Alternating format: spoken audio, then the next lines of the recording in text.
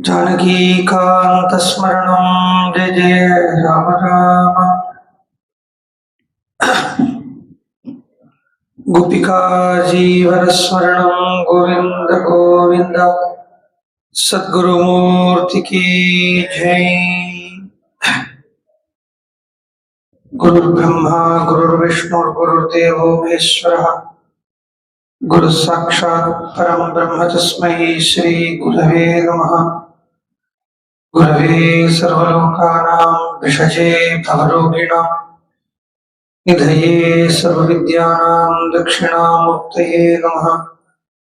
यस्य स्मरणमात्रेण नामभक्तिः प्रजायते तन्नमामि यतिश्रेष्ठं बौद्धेन्द्रं जगदाङ्कुरम्।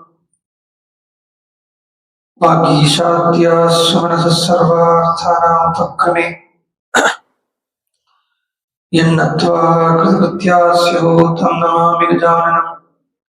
दोर्भिर्युक्ता चतुर्भिस्फटिकमणिमयीमक्षमालां ददाना हस्तेनैकेन पद्मं सितमपि चषकं पुस्तकं चापरेण भासा कुन्देन्दुसङ्गस्फटिकमणिनिभा भासमाना असमाना सा मे वाग्देवतेयं निवसतु वदने सर्वदा सुप्रसन्ना। कूजन्तं राम रामेति मधुरं मधुराक्षरम् आरुह्य कविताशाखां वन्दे वाल्मीकिकोकिलम्। पिपीलिकागृहजातं वाल्मीकिरतिविश्रुतं कविमुख्यम् रामायणस्य जनकम् उपास्महे सततं क्षेमाय। गोष्पतीकृतवाराशीमशकीकृतराक्षसम् रामायणमहामालारत्नं वन्दे लीलात्मजम्।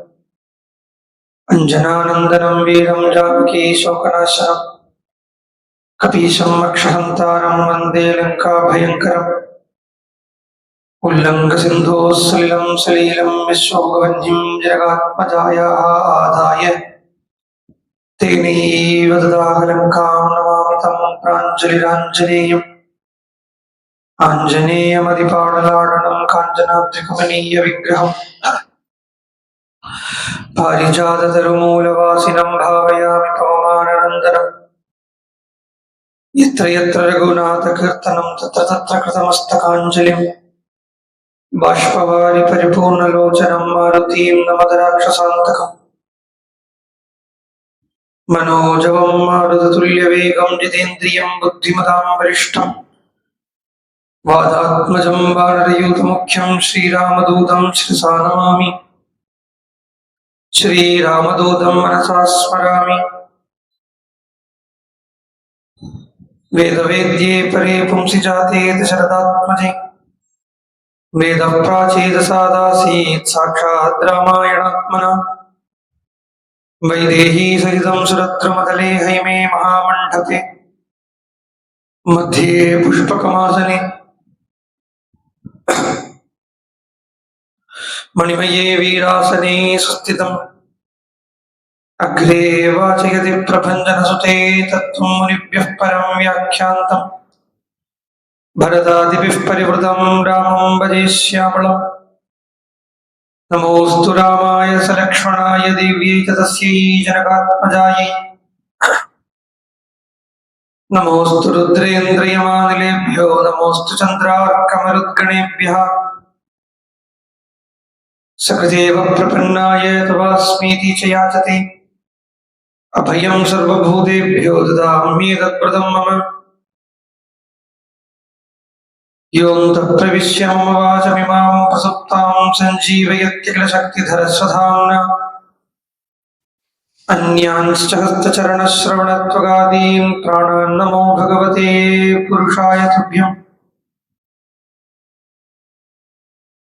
नयन्ती सङ्कोचं सरसिजरुजं दिक्परिसरे सृजन्ती लौहित्यं नखकिरणचन्द्रार्धखचिता।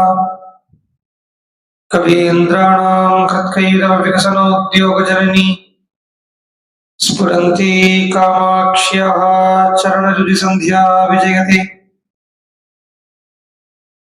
गुर्वर्ते त्यक्तराज्यो विचरदनुवनं पद्मपद्भ्यां प्रियायाः पाणिस्पर्श अक्षमाभ्यां रुदितप्रतरुजो यो हरीन्द्रानुजाभ्यां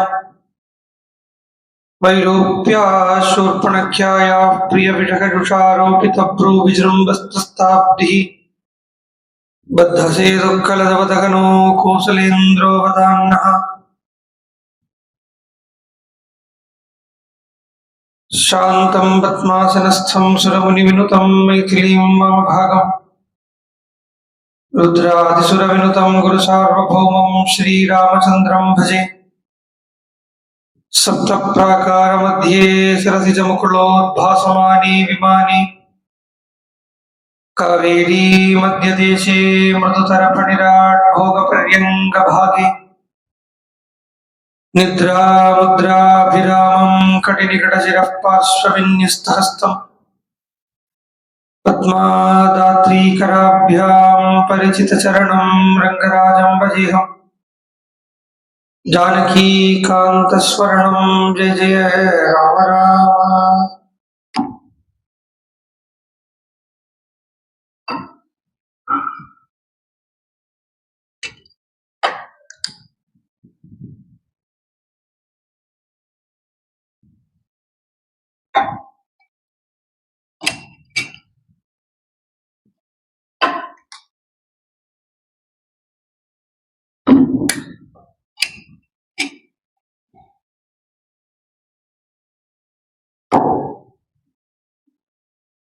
ஆஞ்சநேய சுவாமியை சொல்றத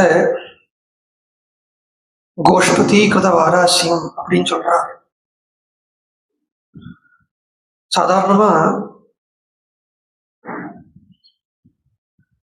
கோஷ்பதம்ங்கிறது ஒரு அளவு.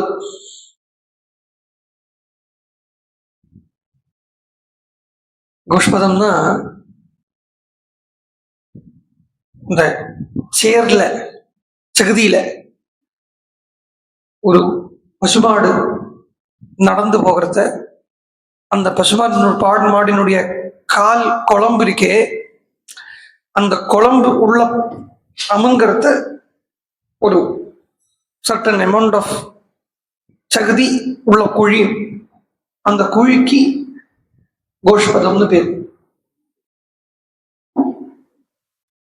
அதுதான் கோஷ்பதம்னு பேர்.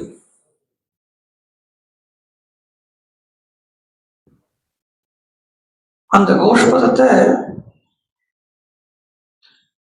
அவ்வளவுதான் இருக்கு. அந்த கோஷ்பதங்கிறது அவ்வளவுதான். இது தாண்டறதுக்கு என்ன வேணும், எவ்வளவு கஷ்டம். அதுக்குள்ள அரண் தெரிஞ்சும் வைக்க மாட்டா, தெரியாம கூட காலத்துக்குள்ள வைக்க மாட்டோம். அவ்வளவுதான் இருக்கு. அந்த மாதிரி ஆஞ்சநேய சுவாமி 100 யோஜனை இருக்கக்கூடிய சமுத்திரத்தை ஈஸியா ஒரு கோஷ்பதம் மட்டும் தாண்டினார். கோஷ்பதம் மாதிரி இந்த காலை தாண்டது, ஒரு அது அந்த காலக்குழம்பினுடைய அந்த குழியை தாண்டுற மாதிரி ஈஸியா அதை தாண்டினார். 100 யோஜனை தூரம் வரைக்கப்பட்ட சமுத்திரத்தை. இதை விடுங்கோ, இதாவது கோஷ்பதம். பரீட்சித்து சொல்றான் பாகவதத்துல, கிருஷ்ணன் கண்ணுக்குட்டியினுடைய காலக்குழம்பு மாதிரி தாண்ட வச்சுட்டாங்க. கிருத்வா தரன் வத்சபதம் ஸ்ம ப்ளவஹா. சோ அப்படி ஈஸியா தாண்டா. அது ஏன் தாண்டினார்னா, பொதுவாகவே இது நியதி தான். நமக்கு சாதாரணமா இருக்கக்கூடிய பிரகிருதி நியதி என்னன்னா, அதிகமா வெயிட் இல்லாத பொருள் ஈஸியா வெகு தூரம் சஞ்சாரம் பண்ணும், ஃபோர்ஸும் கம்மியா இருக்கும். ஹனுமான் புறப்படுறச்சையே, இன்ஃபேக்ட் சொல்ல போனா புறப்படுறதுக்கு முன்னாடியே ராமனை பார்த்த அன்னைக்கே, அதுதான் கரெக்ட் வேர்டு, ராமனை பார்த்த அன்னைக்கே தன்னை மறந்தாச்சு, தான் இல்லாமல் ஆயாச்சு. யோகிராம் சூரத்குமார் சொல்லுவார், when this beggar met Papa Ramdas, this beggar dead. அவர் தன்னை பிச்சைக்காரன் தான் சம்போதனை பண்ணிப்பார். பரமஹம்சருமே இதுன்னு தான் சொல்லிப்பார். நான் அதிகம் அந்த அட்லீஸ்ட் இந்த வழக்கத்திலேயாவது இந்த அகங்காரம் அகம்பாவம் வராது. அட்லீஸ்ட் இந்த வழக்கத்துல ஆஞ்சநேய சுவாமி ராம தரிசனமான அன்னைக்கே, இல்லை அது கூட வேண்டாம், அப்படி கூட சொல்ல வேண்டாம், என்னைக்கு அவர் பிறந்தாரோ அன்னைக்கேன்னு தான் சொல்றதுல உச்சிதம் ஆஞ்சநேயனுடைய பெருமையை. ஏன்னா அப்படி ஈகோ இல்லாம இருக்கிறதுனாலதான் ராமனை ராம லக்ஷ்மணால் நிக்கிறது. இது ராம லக்ஷ்மணால் பரமாத்மா அப்படிங்கிறது தெரியறது. ஈகோ இருந்திருந்தான்னா அங்க நம்ம விலை போட்டிருப்போம், இது பரமாத்மாவா, இது இல்லையா, அதுவா இதுவா அப்படின்னு நம்ம கொஞ்சம் பாக்ஸஸ் வச்சுட்டு இருப்போம் இல்லையா, அந்த பாக்ஸஸ்ல டிக் போட ஆரம்பிச்சிருப்போம். அப்படி இல்லாம இது பரமாத்மா தான் அப்படின்னு எந்த விதமான ஒரு ஒரு பூர்வ சிந்தையும் இல்லாம, பூர்வ விசாரமும் இல்லாம இது பகவான் தான், இது பரமாத்மா தான் அப்படின்னு அதுவும் போய் சரணாகதி பண்ணணும்னா ஈகோங்கிறது பூர்ணமா இல்லாத, ஈகோங்கிற அந்த வெயிட் பூர்ணமா இல்லாத ஒரு வஸ்துவாக லங்கையை கிராஸ் பண்றார். அப்படி அவர் தாண்டணும், அவரால் ஏதாவது காரியம் ஆக வேணும் இருக்குங்கிறதுனால மாத்திரம் ஜாம்பவான் கொஞ்சம் ஹனுமானுக்கு இந்த ஈகோவை உள்ள போட்டு விடுறார். ஆனா அதுவும் சாத்விகத்தினுடைய அகங்காரம் தான் போட்டு விட்டார். நம்ம கிருஷ்ணித காண்ட முடிவிலே அதை பார்த்துட்டோம்.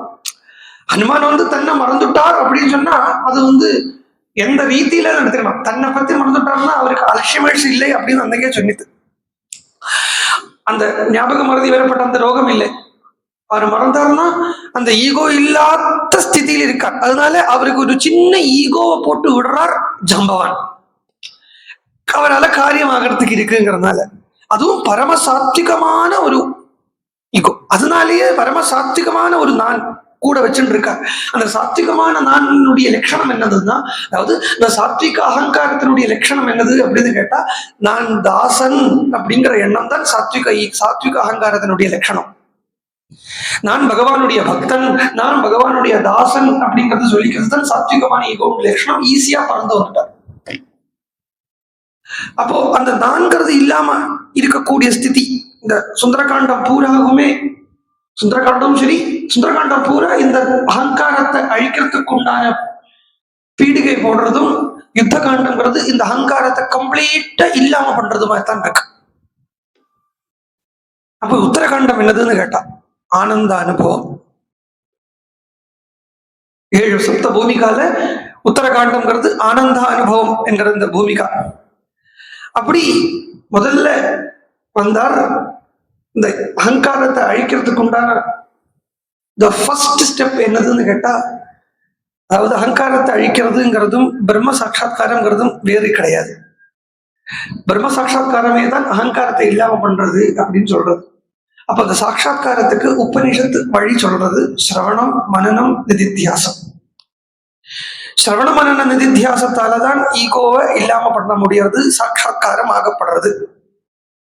அந்த சிரவண மனன நிதித்தியாசம், அதாவது சாட்சா்காரத்துக்குண்டான அந்த 3 ஸ்டெப்பும் ராமாயணத்துல தொடர இடத்துல எல்லாம் பார்க்கலாம். இங்கே ஒரு சிரவண மனன நிதித்தியாசம் இருக்கு. சீதை ராம கதையை கேட்கிறா, அதுவே சிரவணம். ஹனுமான் முன்னாடி நிற்கிறார். அந்த முன்னாடி நிற்கப்பட்ட ஹனுமான் கூட சீதை பேசுறா, அதாவது விஸ்வாசம் வருத்திக்கிறா, அதுவே மனனம்.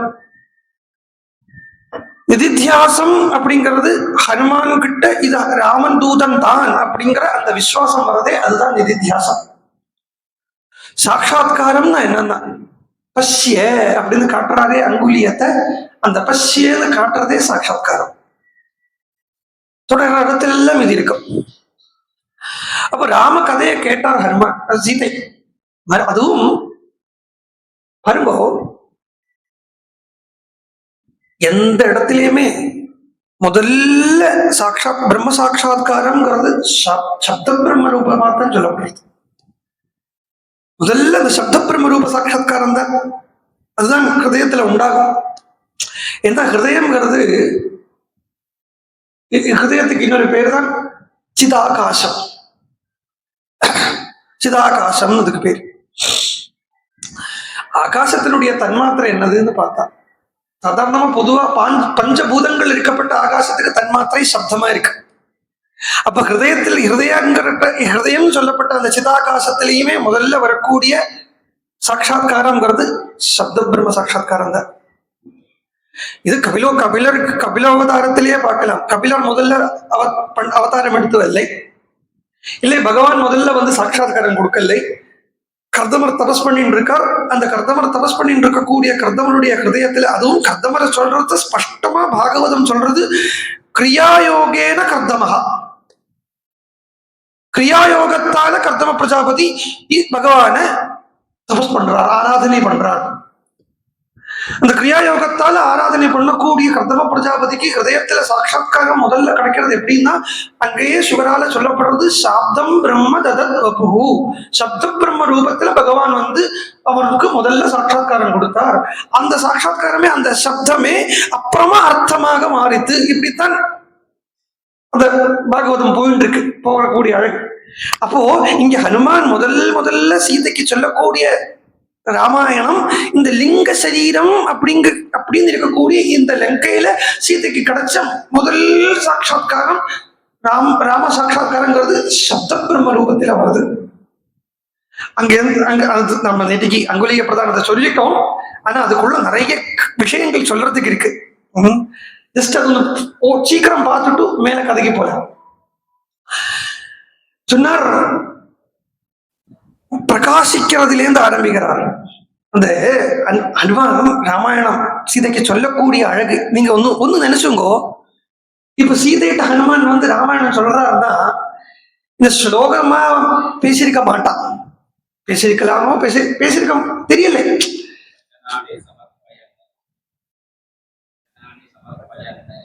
இதுல வச்சனானி சமர்ப்பேன்னு, அதாவது ஸ்லோகமா பேசியிருப்பாளான்னு.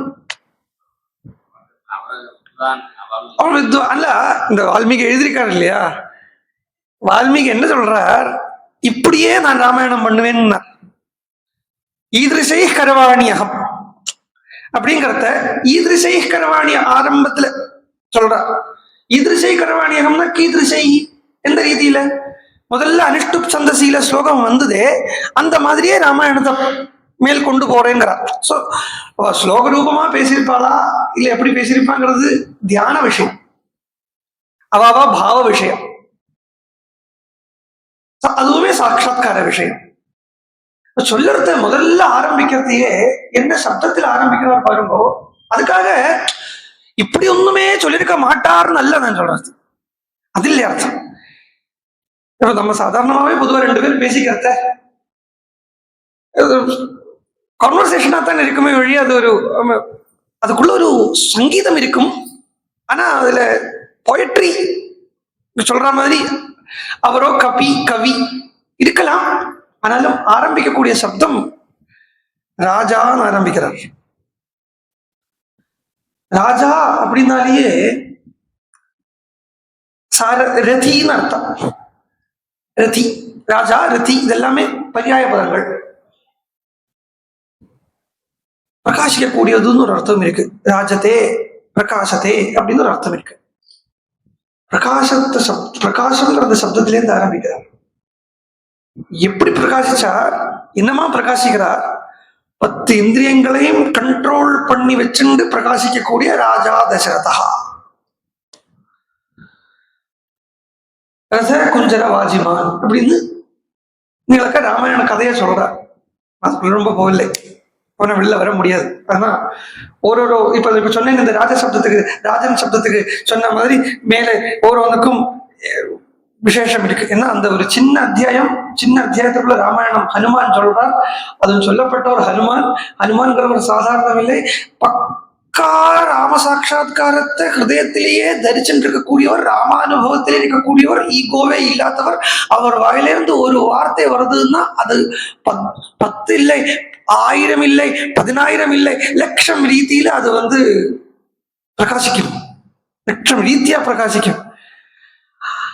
அப்போ அந்த கதையை பூரா சொல்லிட்டு வந்தார் தசரத மகாராஜா. அவர் அஹிம்சா நிரதரா இருக்கார், குணங்களையே சொல்லிட்டு வந்து அப்பேற்பட்ட தசரதனுக்கு புண்ணிய ஸ்லோகா அதெல்லாம் சொல்லி அப்பேற்பட்ட தசரதனுக்கு ராமன்கிறவர் மூத்த பிள்ளை. இந்த ராமன் சீதையோடு கூட வனத்துக்கு கிளம்புறார். சீதையோடு கூட வனத்துக்கு கிளம்புறத அங்க சீதை மான ஆசைப்பட்டாள். சீதை மான ஆசைப்பட்டு அந்த மானை பிடிக்கிறதுக்காக போனார். சீதை ராவணனால் அபகரிக்கப்பட்டா. ராவணனால் அபகரிக்கப்பட்ட சீதையை தேடிட்டு வரக்கூடிய வழியில மார்கமானகா, அந்த வழியில சுக்ரீவன் கூட சக்கியம் ஏற்பாடு ஆச்சு. அந்த சுக்ரீவன் கூட சக்கியம் ஏற்பாடாகி சுக்ரீவனுடைய அண்ணா வாலிய ராமர், அவிவேகி என்கிற ரூபத்தில் இருக்கக்கூடிய வாலிய ராமர் இல்லாம பண்ணார். விவேகியான சுக்ரீவனுக்கு ராஜ்யத்தை கொடுத்தார். அந்த ராஜ்யத்தை சுக்ரீவன் பரிபாலனம் பண்ணிட்டு வந்துட்டு இருக்கான். அந்த பரிபாலனம் பண்ணிட்டு வந்துட்டு இருக்கக்கூடிய அந்த ராஜாவினுடைய கீழே லட்சக்கணக்கா கோடிக்கணக்கான வான்றாள் இருக்கா. அந்த வான்றாள்லாம் திக்ஷு சர்வாசு தாம் தேவியும் விஜின்வந்தா சகசிரசா, அந்த தேவிய பார்க்கறதுக்காக தேடுறதுக்காக நாலா திக்குக்கும் அந்த வான்றாளை அனுப்பி விட்டுருக்காங்க சுக்ரீவன். அப்படி வந்திருக்கக்கூடிய இடத்துல அந்த சீதையை தேடிண்டு தட்சிண திசைக்கு நோக்கி கொஞ்சம் வான்றாள் வந்தா அதுலதான் இங்க உட்கார்ந்துட்டு இருக்கேங்கிறது வரைக்கும் இப்படி சொல்றான். ராமாயணத்தை சொல்றான். இது கேட்கிறா சீதை. இதை கேட்ட மாத்திரத்திலேயே எங்கேயும் நேற்று சொன்னது, திக்கு தெரியாத காட்டுல நிற்கக்கூடிய நேரத்துல ஒரு ஆஸ்வாசம். இந்த ஆஸ்வாசம் இருக்கு பாருங்க. அதாவது ரொம்ப கஷ்டப்படுறான், சாம்சாரிக ரீதியா சொல்றேனே, பணத்துக்குன்னு ரொம்ப கஷ்டப்படுறான், வியாதியும் இருக்கு, இருக்கக்கூடிய வீட்டுல இருந்து கிளம்பிப்போ அப்படின்னு ஓனர் சொல்லிட்டான். இப்படி எல்லா கஷ்டமும் சேர்ந்து ஒரு இடத்துல வந்தது வச்சுக்கோ. இது நான் ஏதோ 1-2 சொல்லிட்டேன். இப்படி எல்லாம் சேர்ந்து ஒருத்தனுக்கு வரத்த, யாருன்னே தெரியாத ஒருத்தன் கிட்ட இருந்து அவன் வரான், தேடிட்டு வரான். வந்தா நம்மளை பார்த்த உடனே அவனுக்கு என்னமோ பேசணும், நம்ம கிட்ட பேசணும்னு தோணுறது. அவன் வந்து பேசுறான். ஒண்ணும் இல்லை, நம்மளை பார்த்துட்டும் ஒன்னும் கவலைப்படாதே, எல்லாம் சரியாயிடும். இந்த வாக்கு இருக்கு பாருங்கோ, இந்த அவன் பண்ணட்டும் பண்ணாத போகட்டும், இந்த வாக்கு இருக்கு பாருங்கோ, இதுவே பெரிய ஆறுதல். எங்க சீதை இப்படித்தான் இருக்கா. கதையா பார்த்தா என்னமா கஷ்டப்படுறா சீதை, சரித்திரமா பாக்குறத. அப்படி தவிக்கக்கூடிய சீதைக்கு ராமன்கிற ஒரு பேராவது கேட்போமா அப்படின்னு நினைச்சுட்டு இருக்கக்கூடிய சீதைக்கு, ராமன் இருக்கக்கூடிய இடத்துல இருந்து ஏதாவது ஒண்ணு வருமா, ஏதாவது ஒரு செய்தி வருமா, இல்லை நான் இங்க இருக்கேன் அப்படிங்கிற செய்தியாவது ராமனுக்கு போகுமா அப்படின்னு யோசிச்சுட்டு இருக்கக்கூடிய சீதைக்கு, இன்னொன்னு இப்படி கட்டப்படக்கூடிய நேரத்துல, அதுவும் இந்த பிரிவில, இந்த விரகத்துல நெகட்டிவா தான் தோணும். நெகட்டிவா தான் தோணும்னா, நெகட்டிவா என்ன தோணும்னா, ராமன் உயிரோடு இருக்கானோ இல்லையோ இப்படித்தான் தோணும். ஃபர்ஸ்ட் நமக்கு வரப்பட்டது இதுதானே, திந்து தானே, ஃபர்ஸ்ட் இப்படித்தானே தோணும். இப்போ ஒரு ஆளை நம்ம கூப்பிட்டுட்டே இருக்கோம், அவ போனே எடுக்கலை அப்படின்னு வச்சுங்கோ, அவ பிஸியா இருப்பான்னு ஃபர்ஸ்ட் நினைக்க தோணாது. அவளுக்கு உடம்புக்கு ஏதாவது ஆகி ஹாஸ்பிட்டலைஸ்டா இருக்காளோ அப்படிதான் தோணும். இயல்பு, தப்பில்லை, இயல்பு. இது தோணுறது சீதைக்கு. அந்த நேரத்துல ஒரு ஆறுதல், அந்த நேரத்துல ஒரு சமாதானம். இதை கேட்கலாம். நிசம்யகி சீதா வசனம் கபேஸ்ச திசஸ்ச சர்வாः பிரதிசஸ்ச வீக்ஷ்ய ஸ்வயம் பிரகர்ஷம் பரமம் ஜகாம சர்வாத்மனா ராமமனுஸ்மரந்தி. சர்வாத்மனா ராமமனுஸ்மரந்தி. இதை கேட்கிற இந்த ராமாயணத்தை கேட்டா இல்லை, ராமனே கேட்டா, அதுதான் சொல்லணும். ராமனே கேட்டா. இந்த ராமாயணத்தை கேட்கறது வேற, ராமனை கேட்கறது வேற நினைச்சுக்காதீங்கோ. ராமாயணத்தை இன்ஃபேக்ட் சொல்ல போனா ராமாயணத்தை கேட்கறதே ஆத்ம விசாரம் தான். ஜஸ்ட் இந்த ராமாயணம் கேட்கறதே ஆத்ம விசாரத்தை, வேற எங்கும் சிரமமே பட வேண்டிய தேவையில்லை. ஏன்னா இத கேட்கறத எங்கேயோ ஒரு ஓரத்துல நம்மளுடைய மனசு இருக்கு பாருங்க, அது ராமன்ல போய் லயிக்கும், அந்த சரித்திரத்திலேயாவது போய் லயிக்கும்.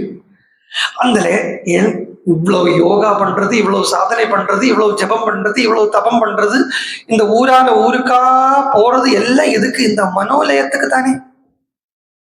எல்லாம் என்னென்ன சாதனைங்கிற பேர்ல என்னென்ன சொல்றோமோ, இந்த சாதனைங்கப்பட்ட பேர்ல சொல்றது எல்லாமே மனோலயத்துக்கு தானே. பதஞ்சலியுமே யோகத்தை ஆரம்பிக்கிறத சொல்றது சித்த விருத்தி நிரோதகான்னு தானே சொல்றாரு. அப்ப அந்த மனோலயம் கிடைக்கிறதுக்கு தானே. இப்படி பறந்துட்டு இருந்த சீத்தையினுடைய மனசு அதாயிருக்குமோ இதாயிருக்குமோ இப்படி வந்திருக்குமோ அப்படி நடந்திருக்குமோ இப்படி பண்ணிருப்பனோ அப்படி பண்ணிருப்பனோ இப்படி சஞ்சாரம் பண்ணிட்டு இருக்கக்கூடிய சீதையுடைய மனசு இந்த ராமனை பத்தி கேட்ட மாத்திரத்துல அடங்கிடுத்தும். வேற ஒண்ணுமே அவள் நினைக்கல, ராமனை நினைக்கிறான். ராமனை நினைக்கிறான், ராம விஷயங்களை நினைக்கிறது இல்லை. ராமனுக்கு அதாயிருக்குமோ ராமனுக்கு இதாயிருக்குமோ அந்த ராமன் சர்வாத்மனா ராமம் அனுஸ்மரந்திங்கிறது சொல்றத அதுக்குள்ள கூடமான காடமான அர்த்தம் இருக்கு. ரொம்ப பிரௌடியான ஒரு வார்த்தை அது. சர்வாத்மனா ராமம் அனுஸ்மரந்தி சொன்னா ராமம் அனுஸ்மரந்தி, ராமன் என்ன பண்ணிட்டு இருக்கான், ராம கிரியாம் அனுஸ்மரந்தி சொல்லலை, ராம சேஷ்டாம் அனுஸ்மரந்தி சொல்லலை, ஜஸ்ட் ராமனை நினைச்சான். அதுவே ஒரு தியானம். இப்ப நான் சொன்னதே ஒரு தியானம். ராமனை நினைக்கிறது பாருங்க, ராமனுடைய அவஸ்தை, ராமன் எப்படி இருப்பணும் அப்படிங்கறத நினைக்கிறது இல்லை, அந்த ராமனை நினைச்சான். புரியறதா? அது வித்தியாசம் புரியறதா? அதுக்கு ராமனை நினைச்சாங்கிறதுக்கும் ராமனை பத்தி விஷயங்களை நினைச்சாங்கிறதுக்கும் பாருங்க. பகவான் கருணாமயன், பகவான் குணநிதி இப்படி எல்லாம் சொல்றது நினைக்கிறத விட்டுட்டு ஜஸ்ட் அது ஒண்ணும் இல்லை, பகவான் அப்படி நினைக்கிறது.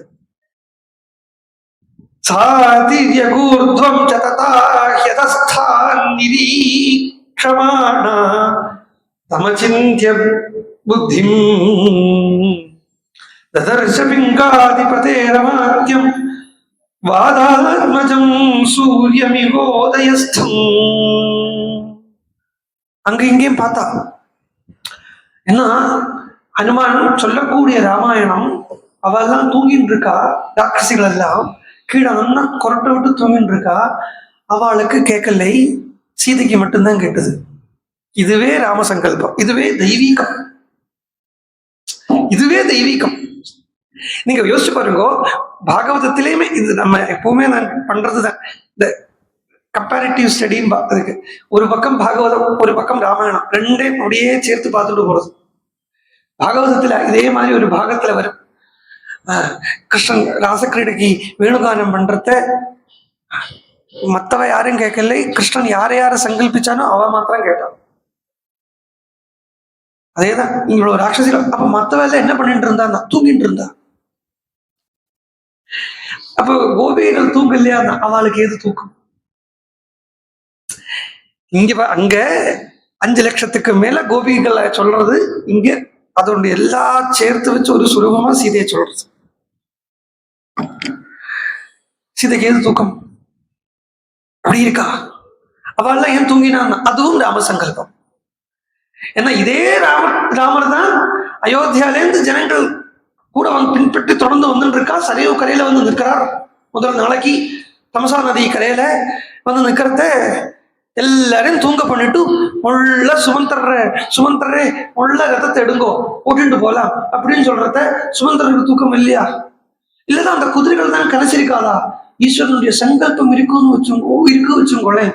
அதாவது அந்த பகவான் சொன்னாலேயே, ஈஸ்வரன் சொன்னாலேயே சாஸ்திரத்துல என்ன சொல்றதுன்னா, கர்த்தும் அகர்த்தும் அந்நிதா கர்த்தும் சக்தா ஈஸ்வரா.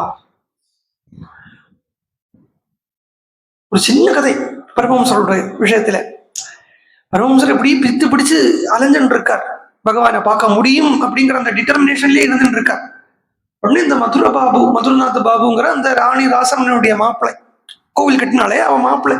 முதல்ல அவளுக்கு லௌகிகாலுக்கு இப்படித்தான் இல்லையா, என்ன அவளால முடியாதது, அவளால சாத்தியப்படாதது அவ என்ன பண்ணுவா, அப்படிங்கறது ஒன்றும் இல்லை அப்படின்னு முடிவு கட்டிடுவா. சோ அவன் சொல்றான் பரமஹம்சர்ட்ட, அப்படியெல்லாம் ஒன்றும் பார்க்க முடியாது பாபா, நீங்க ரொம்ப பக்தனா இருக்கீங்க அதெல்லாம் சரி, ஆனா அப்படியெல்லாம் ஒன்றும் பகவானை பார்த்துட முடியாது. இந்த பாருங்க இங்க வாங்க காட்டுறேன் அப்படின்னு சொல்லி ஒரு பூந்தோட்டத்துக்கு கொண்டு போனேன். பூத்தோட்டத்துக்கு கொண்டு போயிட்டு வெள்ளையா இருக்கப்பட்ட வெள்ளை பூக்கப்பட்ட மரத்தை காண்பிச்சுட்டு சொன்னேன், பார்த்தா இதுல வெள்ளை பூ தான் பூக்கிறது. அந்த பக்கம் இன்னொரு செடி இருந்தது, அதுல சிவப்பு பூ பூக்கும். இதுல பார்த்தா இதுல சிவப்பு பூ தான் பூக்கிறது. இதுதான் பிரகிருதி. இதுல வெள்ளை பூக்கும், இதுல சிவப்பு பூக்கும், இது மாறாது. அது மாதிரி தான் பகவான் எல்லாம். அப்படி பகவானை பாக்குறோம்னா கோவிலுக்கு போய் அந்த விக்கிரக ரூபத்தில் இருக்கப்பட்ட பகவானை பாக்குறது தான். எல்லாமே நம்மள மாதிரி நேரம் வருவாரா? உடனே பரமஹம்சர் சொன்னார், ஈஸ்வர சங்கல்பம் உண்டுன்னா இது மாறி உண்டாகும் அப்படின்னு சொல்லிட்டு விட்டுட்டார். அடுத்த நாள் கார்த்தால எந்திருந்து வந்து பாக்குறத வெள்ளைப்பூ பூக்கிற பூ செடியில சிகப்பு பூ பூத்திருக்கு, சிகப்பு பூ பூக்கிற செடியில வெள்ளைப்பூ பூத்திருக்கு. த கோர் ஆஃப் அந்த அந்த அந்த இன்னசென்ஸ் நேர ஓடுறா. குதிரபாபுட்ட இங்க வா வா வா ஒரு காரியம் காட்டித்தரேன் அப்படின்னு ஓடுறார். ஓடி அவனை கூட்டி இழுத்துட்டு வந்துட்டு செடி கிட்ட கொண்டு வந்து சொல்றார், பத்தியா ஈஸ்வர சங்கல்பம் உண்டான எல்லாம் நடக்கும் சொன்னேன் இல்லையா? வெள்ளைப்பூவுல செகப்பு பூ பூத்திருக்கு, செகப்பு பூ பூக்கிற செடியில வெள்ளைப்பூ பூத்திருக்கு பாத்தியா? இப்ப நீ என்ன சொல்ற? ஈஸ்வர சங்கல்பத்தை பத்தி என்ன நினைச்சுக்கிறாய் இப்படின்னா அவ கேட்கறா. இந்த இந்த ஸ்திரீகள் எல்லாரும் ராட்சசிகள் எல்லாரும் தூங்குறாளேன்னா அதுவும் ராமன் சங்கல்பம். அவளுக்கு ராமாயணத்தை அதுல பக்திபரமா இந்த ராமாயணத்தை இந்த இடத்துல பார்த்தோமானா அதுல ஆழ்ந்த கருத்து இருக்கு. அவ டைரக்டா ராமனைத்தான் போய் அடையணுங்கிறது இல்லை, அங்க ராமனை நினைச்சுட்டே இருக்கக்கூடிய அந்த சீதைய சரணாகதி பண்ணினாலே அவளுக்கு ராமன் கிட்ட போயிடும். அது போரும்னு வச்சிருக்காரு அவளுக்கு, அதுதான் அவளுக்கு உண்டான வழி அப்படின்னு வச்சிருக்காரு. இப்படி கேட்கறத அவ எல்லாரும் தூங்கிட்டு இருக்கா. சீதை நாலா திக்குக்கும் பாக்குறா. ஏன்னா இந்த ஹனுமான் சொல்லக்கூடிய ராமாயணம் 4 திக்கிலே முழங்குறது, 4 திக்கிலே முழங்குறது. கேட்கிறார் ஹனுமான், பாக்குறார் சீதை எங்க இருக்கு, எங்கேயும் இந்த சத்தம் கேட்கறது பார்த்தா வருகோ சுத்தி வர பார்த்தா தான் எங்க உட்கார்ந்து இருக்காளோ அந்த இடத்துல பார்த்தா கிடைச்சிருக்கும். அவ்வளவுதான், இருக்கிற இடத்துல தேடணும் இல்லையா? உடனே மேல பாக்குறா. மேல பாக்குறதுக்குள்ளாலே அந்த வானரம் கீழே இறங்கி வருது. பிரியவாதினம் பாக்குறா. இங்க இருந்து பாக்குறது பெரிய பீமாகாரமா இருக்கு. அந்த கவி பீமாகாரமா இருக்கு. முதல்ல பார்த்து சொல்லிட்டு இருந்தோம், கவி சொப்னத்துல குரங்கா பார்க்கப்படாதுன்னு இருக்கே. சாஸ்திர கணம் நிஷித்தம் பண்றது, சாஸ்திர கணை நிஷித்தா, தனக்கு எதுவும் ஆயிடப்படாதது பிரார்த்தனை பண்ணலை. அந்த செல்ஃபிஷ்னஸ்ங்கிறது கொஞ்சம் கூட இல்லாம இருக்கு. அந்த சீதையே என்னத்துக்காக இந்த பக்தி பண்றான்னா ராமனுக்காக ஏங்குறா, ராமனுக்காக பக்தி பண்றா. இதேதான் ஹனுமான் பண்ண போறார். ஹனுமான் ராமர் எல்லாம் முடிச்சுட்டு ஹனுமான் கிட்ட கேட்கிறார், உங்களுக்கு என்ன பண்ணுவேன் அப்படின்னு கேட்கறத என்ன பண்றதுக்கு இருக்கு? மத்த பிரத்தி அவரை கஷ்டம் நாஸ்தி சுக்ரீவ சன்னிதோ, இது இந்த வேலை யாரு வேணும்னா பண்ணுவாங்க, நான் தான் போய் பண்ணிட்டு வந்தேன்னு ரொம்ப நீங்க பெருமைப்பட்டுக்க வேண்டிய தேவையே இல்லை. நீங்க நினைச்சீங்கன்னா எவ்வளவு பேர் இந்த விஷயத்த பண்ணுவா தெரியுமான்னு தனக்காக ஹனுமான், தனக்கு பேருக்கோ புகழுக்காகவோ பகவான் ஹனுமான் இதை பண்ணாமக்கி ராமனுக்காக பண்ணார், ராமனுக்காக பண்ணார், ராமனுக்காக பண்ணார். ஓரோന്നും ராமனுக்காக ஒரு சின்ன செல்ஃபிஷ்னஸ் கூட ஒரு ஓரத்துல கூட நம்மளால ராமாயணத்துக்குள்ள பார்க்க முடிய மாட்டேங்கிறது. இதுதான் ஞான பக்தியினுடைய லட்சணம். அங்க செல்ஃபிஷ்னஸ் இருக்காது, செல்ஃப்லெஸ்ஸா இருக்கும். அப்படி சீதை யோசிச்சு பார்த்துட்டு சுஸ்தியஸ்து ராமாய ச லக்ஷ்மணாய ததா பிதுர்மே ஜனகஸ்ய ராஜ்ஞா. ராமன் சௌக்கியமா இருக்கணுமே. எங்குமே சீதை பூரா சீதையினுடைய வடிவமே இதை பார்க்கலாம். அயோத்தியா காண்டத்துல பாக்குறத அந்த ஓரோ நதியா தாண்டிட்டு வரத்த பிரார்த்தனை பூரா ராமன் நன்னா இருக்கணும், லக்ஷ்மணன் நன்னா இருக்கணும், தசரதன் நன்னா இருக்கணும், கௌசல்யா நன்னா இருக்கணும். வனவாசத்தை முடிச்சு சீக்கிரம் நாங்கள் கௌசல்யாவை போய் பார்க்கணும்.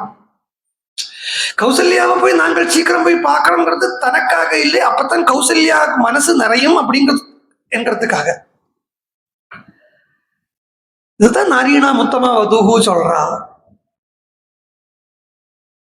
இதனாலையும் தான் இந்த சொப்பனம் பார்த்துட்டோமே, ராமன் சௌக்கியமா இருக்கணுமே. ஆனா சொப்பனம் இல்லை. தூங்குறவன் தான் சொப்பனம் பார்ப்பேன். தூங்குற மாதிரி நடிச்சுட்டு இருக்கிறவன் கூட சொப்பனம் பார்க்க மாட்டான். நமக்கு இந்த ஏக்கம் நமக்கிட்ட இருக்கு.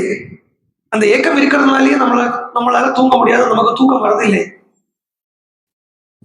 ஆக்சுவலி இந்த சொப்பனங்கிறது ரொம்ப காமெடி சிறப்பு. அது தெரியுமோ? சொப்பனம் பார்க்குறோம் இல்லையா, ரொம்ப ரியலா நம்பிடுவோம்.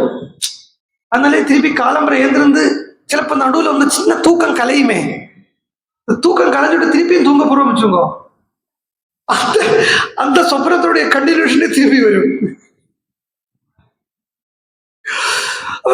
அப்ப நமக்கே டவுட் வரும், இது சொப்பனமா? திருப்பி பார்த்துருக்கோமே. சிலதெல்லாம் ரொம்ப ரியலாவே இருக்கிற மாதிரி இருக்கும். சீதை யோசிக்கிறா, சொப்பனம் இல்லை, எனக்கு சொப்பனம் வராது.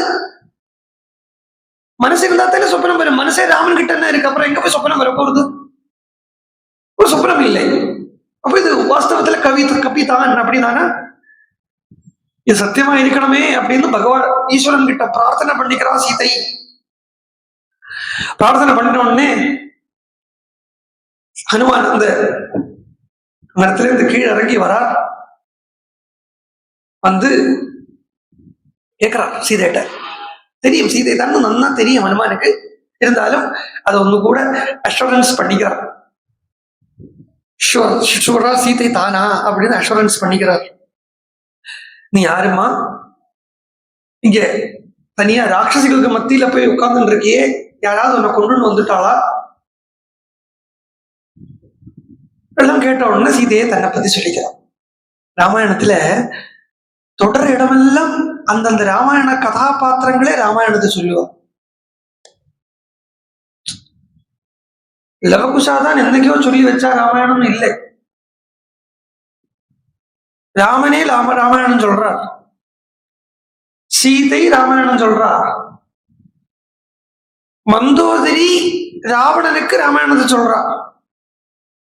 ராமாயணம்னா என்ன? ராமஸ்வரூபம், ராமன் யாரு, அவன் எங்க இருந்து வந்திருக்கான், எப்படி இருக்கான், இதெல்லாம் ஒவ்வொருத்தா சொல்றான். கபந்தன் ராமாயணத்துக்கு கபந்தனுக்கு லக்ஷ்மண சுவாமி ராமாயணம் சொல்றார், சூர்பனகைக்கு ராமன் சொல்றார், ஹனுமான் இப்ப சீதைக்கு சொல்றார், சீதை திருப்பி ஹனுமானுக்கு சொல்றா. சீதை சொல்றத சீதாயனம் சொல்றா. இன்னொன்னு சொல்றேன், பாலகாண்டத்திலிருந்து யுத்த காண்டம் வரைக்கும் சீதாயனம் தான், உத்தரகாண்டம் தான் ராமாயணம். பாலகாண்டத்திலிருந்து உத்தரகாண்டம் முடியறது வரைக்கும் சீதை கேட்கத்தானே பரட்டு சரித்திரம் போடுது. சீதாயாக சரிதம் தான். உத்தரகாண்டம்ங்கிறது ராமாயணமா இருக்கு. ஏன்னா அங்க சீதையை தனியா பாக்குறது இல்லை, ராமனோட இரண்டரை கலந்த சீதையை பார்க்கறான். அது கேட்டா என்கிட்ட வரா, ஏன் இப்படி ராமன் எல்லாரும் கேட்கறது இதெல்லாம் காமனான கேள்வி. இது வந்து எல்லாரும் ராமாயணம் தோன்றின அன்னையில இருந்து ஏன் ராமன் சீதையை காட்டுக்கு அனுப்பினார், இல்ல ஏன் ராமன் சீதை ஏன் பூமியை புலந்து உள்ள போனா அப்படிங்கிற கேள்வி எல்லாருக்கும் இருக்கு. நியாயமான கேள்வி தான் இது. கதையா பார்த்தா பதில் கிடைக்காது. இல்ல கதையா பார்த்துட்டோமானா இது வந்து ராமனை குத்தம் சொல்றதுக்கு தோணும். அப்போ இது ஜஸ்ட் மேரே ஸ்டோரி எல்லாம் நம்ம புரிஞ்சுக்கணும். ஃபர்ஸ்ட் சீதை ஏன் பூமியை புலந்து உள்ள போனா பார்த்தா சீதைங்கிறதே மூல பிரகிருதி ஸ்வரூபம். இன்னொன்னு, இப்ப ராமாயணம்ங்கிறத நான் எப்பவும் சொல்ற மாதிரி இந்த 7 பூமிகா ரூபத்துல இருக்கு. ஓரோ காண்டமும் 7 சக்கரங்கள் சொல்லுவோம் இல்லையா, மூலாதாரத்துல இருந்து சகசிராரம் வரைக்கும் இருக்கக்கூடிய அந்த சக்கரங்கள் ரூபத்துல இந்த 7 காண்டமும் இருக்கு. அப்போ ஆக்ஞா சக்கரத்துக்கு பிராணசக்தி வரத்த, ஆக்ஞா சக்கரங்கிறது யுத்த காண்டம், அந்த ஆக்ஞா சக்கரத்துல பிராணசக்தி வரத்த கூட அகங்காரம் இருக்கும். இங்கதான் தேவதா தரிசனங்கள் எல்லாம், இங்க மகாபிராண சக்தி குண்டலினி சக்தின்னு சொல்றாலே, அது இந்த ஆக்ஞா சக்கரத்துக்கு வரக்கூடிய நேரத்துல தான் தேவதா தரிசனங்கள் எல்லாம் உண்டாகிறது. இங்க வரும்போது அநாகதத்துக்கு வரும்போது சப்தம் கேட்கும். விசுத்திக்கு வரத்த கிட்டத்தட்ட லௌகிக இச்சைகள் எல்லாம் நம்ம கிட்ட நன்னாவே விட்டு போயிடும். ஆக்ஞாக்கு வரத்த சுத்தமா தேவதா தரிசனங்கள் எல்லாம் கிடைக்க ஆரம்பிக்கும். அப்ப இந்த தேவதா தரிசனங்கள் கிடைக்கிறத நான் தேவதையை பார்க்கிறேன் அப்படிங்கிற ஒரு அகங்காரம் அங்க மிச்சப்பட்டு தான் இருக்கு. ஆனா அது வந்து சாத்விகத்தினுடைய அகங்காரங்கிறதுனாலேயே இதுக்கும் பெரிய வித்தியாசம் இல்லை. அதனாலதான் சொல்றது, இங்க லயனம் வந்த ஆக்ஞா சக்கர ஸ்தானத்துல லயனம் வந்ததுன்னா அதுக்கு தியானம் அப்படின்னும், சகசிராரத்துல பிராணசக்தி வரக்கூடிய நேரத்துல அதுக்கு சமாதி அப்படின்னு சொல்றது. தியானத்துக்கும் சமாதிக்குமே ஒரு சின்ன டிஃபரன்ஸ் தான் இருக்கு. நான் தியானம் பண்றேன் அப்படின்னு தெரிஞ்சு பண்ணக்கூடிய தியானத்துக்கு தியானம், அந்த நான் இல்லாமைக்கு தியானமும் நீங்கி அந்த அஸ்தி அஸ்மி அப்படிங்கிற அந்த அந்த அகம் பிரம்மா அஸ்மி இருக்கு இல்லையா, இருப்புங்கிற அந்த ஸ்திதிக்கு தான் சமாதின்னு பேரு. சமாதின்னு வரத அங்க இந்த டுவலிட்டி இருக்காது, துவைதம் இருக்காது. சமாதின்னு வரத ஒண்ணுதான் இருக்கும். இப்ப சீதையை பார்க்கறத ராமனை விட்டு பின்னமா இருக்கக்கூடிய மூல பிரகிருதி அப்படின்னு பார்த்தா சமாதின்னு வாரத்தை இந்த அகங்காரமும் இல்லை, மூல பிரகிருதியும் இல்லை, அவ்வியக்தமும் இல்லை, ஒன்னும் இல்லாம எல்லாமே இல்லைன்னா எல்லாம் ராமன்ல லயிச்சு ராமன் ஒண்டியா இருக்கா. அதுதான் உத்தரகாண்டம். அதுக்குதான் உத்தரகாண்டம். அப்போ கேட்டா சீதை ஏன் பூமிக்கு அடியில போனா அப்படின்னு கேட்டா இதுதான் பதில். பகவான அடைஞ்சதுக்கு அப்புறம், அதுவும் பிராணசக்தி கீழே இருந்து மூலாதாரத்திலிருந்து கிளம்பி சகசிராரம் வந்ததுக்கு அப்புறம், அந்த பிரம்மத்தில் லயிச்சதுக்கு அப்புறம், லயனமானதுக்கு அப்புறம் துவைதம் இருக்குமா அப்படின்னு ஒரு கேள்வியை கேட்டா போதும் புரிஞ்சிடும். இவ்வளவுதான் பதில். இப்படி தன்னை பத்தி சீதை ஹனுமான் கிட்ட சொல்லிக்கிறா, இந்த ஆளு நான் தசரதனுடைய நாட்டு பெண், ஜனக மகாராஜாவுடைய பெண், ராவனுடைய பத்னி, இப்படி ராவணனால அபகரிக்கப்பட்டு இங்க கூப்பிட்டு வந்திருக்கப்படுறது இப்படின்னு சொல்லி 2 மாசம் எனக்கு ராவணன் கொடுத்திருக்கான். இந்த 2 மாசத்தினுடைய சிக்னிபிகன்ஸ் தான் அன்னைக்கே ஒரு நாளைக்கு சொல்லியிருந்தேன். 2 மாசம்ங்கிறது ஒரு ருத்துவினுடைய காலம். 2 மாசம் வெளியில என்னெல்லாம் இருக்கோ அதெல்லாம் உள்ள இருக்கு அப்படிங்கிறத இந்த ருத்து அப்படின்னா 6 ருத்துக்கள் நமக்கு சொல்றது. சரதாதி 6 ருதுக்கள் சொல்றது.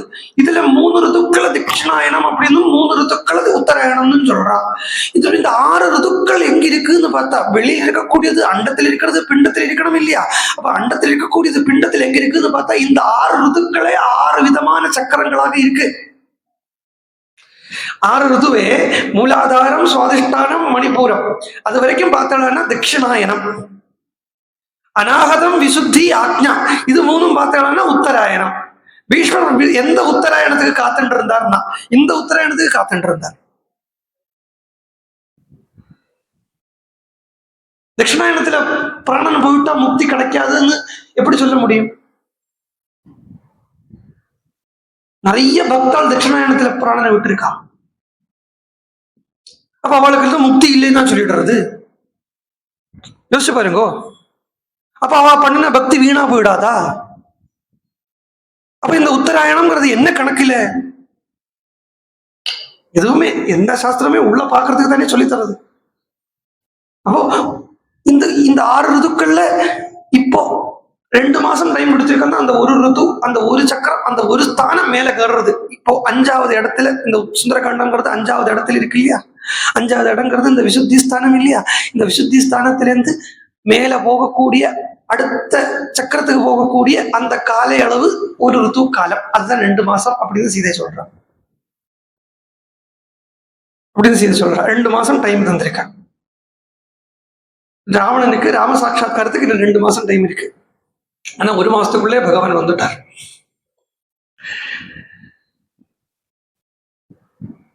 உடனே வந்துட்டார். 1 மாசம் இது உடனே வந்துட்டார். ஆனா அவன் டைம் கொடுத்திருக்கிறது இந்த 2 மாசம். இப்போ பேசிக்கலி 2 மாசம்ன்றது விசுத்தியிலிருந்து ஆக்ஞாக்கு போகக்கூடிய அந்த டிரான்ஸ்மிஷன் பீரியட். அது கூட போயிடும், சீக்கிரம் போயிடும். ஆனா ஆக்ஞாலேருந்து சகசிராரத்துக்கு சீக்கிரம் பிராணசக்தி போயிடப்படாது. சீக்கிரம் போயிடப்படாது, தாங்க முடியாது. அப்புறம் சரீரத்தை 3 நாளைக்கு மேல தக்க வச்சுக்க முடியாது அப்படிங்கிறது. இப்படி சொல்ல தன்னுடைய ஊர்தம் துவாபியாம் து மாசாபியாம் ததத்திக்ஷாமி ஜீவிதம். 2 மாசத்துக்கு மேல ஆயிடுத்தோம்னா இந்த உடம்பை விட்டுடுவேன் அப்படின்னு சொல்லி முடிச்சா ஹனுமான் சீதையிட்ட பேச ஆரம்பிச்சார். அம்மா, எப்படி இருக்கக்கூடிய சீதையிட்ட துக்காது துக்காவிபூதாயாக அந்த சீதையிட்ட பேசுறார். அகம் ராமஸ்ய சந்தேஷாத் தேவி தூதஸ்துவாகதா வைதேகி குசலீ ராமஹ சத்வாம் குசலமப்ரவீத் கல்யாணீ பதகாதேயம் லௌகிகி பிரதிபாதிமா ஏதி ஜீவந்தமானந்தோ நரம் வர்ஷசதானபி. ஹனுமான், நான் ராமன் கிட்டேந்து வந்திருக்கக்கூடிய தூதன். ராமன் சௌக்கியமா இருக்கார், நீ சௌக்கியமா கேட்டுண்டு முள்ள கிட்டக்க வரார். கிட்டக்க வரத்த சீதை பயந்துண்டா. பயப்படுறது மாத்திரம் இல்லை, ஹனுமான் கிட்டக்க வரத்த சீதை பயப்படுறா. பயப்படுறது மாத்திரம் இல்லை, இந்த பயத்துல சீங்கிறா, திக் அப்படிங்கிறா. என்னுடைய ஜீவிதத்தை நான் என்னன்னு போய் சொல்லுவேன்? இவனே தானே அன்னைக்கு நாங்க பஞ்சவடியில் இருக்கிறத வேஷம் மாறிண்டு வந்தவன், இன்னைக்கு கவி வேஷத்தை போட்டு வந்திருக்கான் அப்படின்னு சொல்லி ராவணன் அப்படின்னு சொல்லியே பயப்படுறா.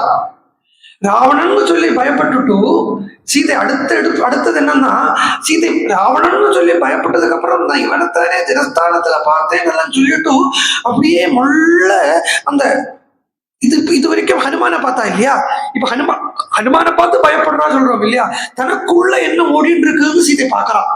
ஹனுமானை பார்த்தா பயப்பட்டா, ஹனுமான் கிட்டே இருந்து அந்த சித்தவருத்திய தனக்குள்ள திருப்பின்னுட்டு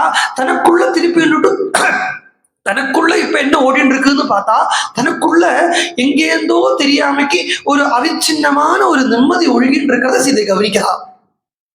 அப்படி அவிச்சின்னமான நிம்மதி ஏன் ஒழுகிறது அப்படின்னு பார்த்தா, இந்த கபி ரூபத்துல முன்னாடி வந்து நிற்கிறதே இதனுடைய சாநித்திய விசேஷத்தாலேயே எனக்கு உள்ள ஒரு அவிச்சின்னமான ஒரு நிம்மதி ஒழுகின்னு இருக்கு, அபூர்வமான ஒரு நிம்மதி ஒழுகின்னு இருக்கு. மேலும் சொல்ல போனா அபூர்வம்னு சொல்ல முடியாது, லங்கால வேணா அது அபூர்வம். ராமன் கிட்ட எனக்கு இருக்கிறத என்ன ஒரு ஆஸ்வாசம் கிடைக்குமோ அது இந்த கபி என்னுடைய சாநித்திய மாத்திரத்தால எனக்கு ஓடின்னு இருக்கு அப்படிங்கறது தெரிஞ்சுட்டு சீதை சொல்றா, என்னுடைய மனசு ஆனா உன்னை வந்து பயப்பட வேண்டாம்னு சொல்றதே.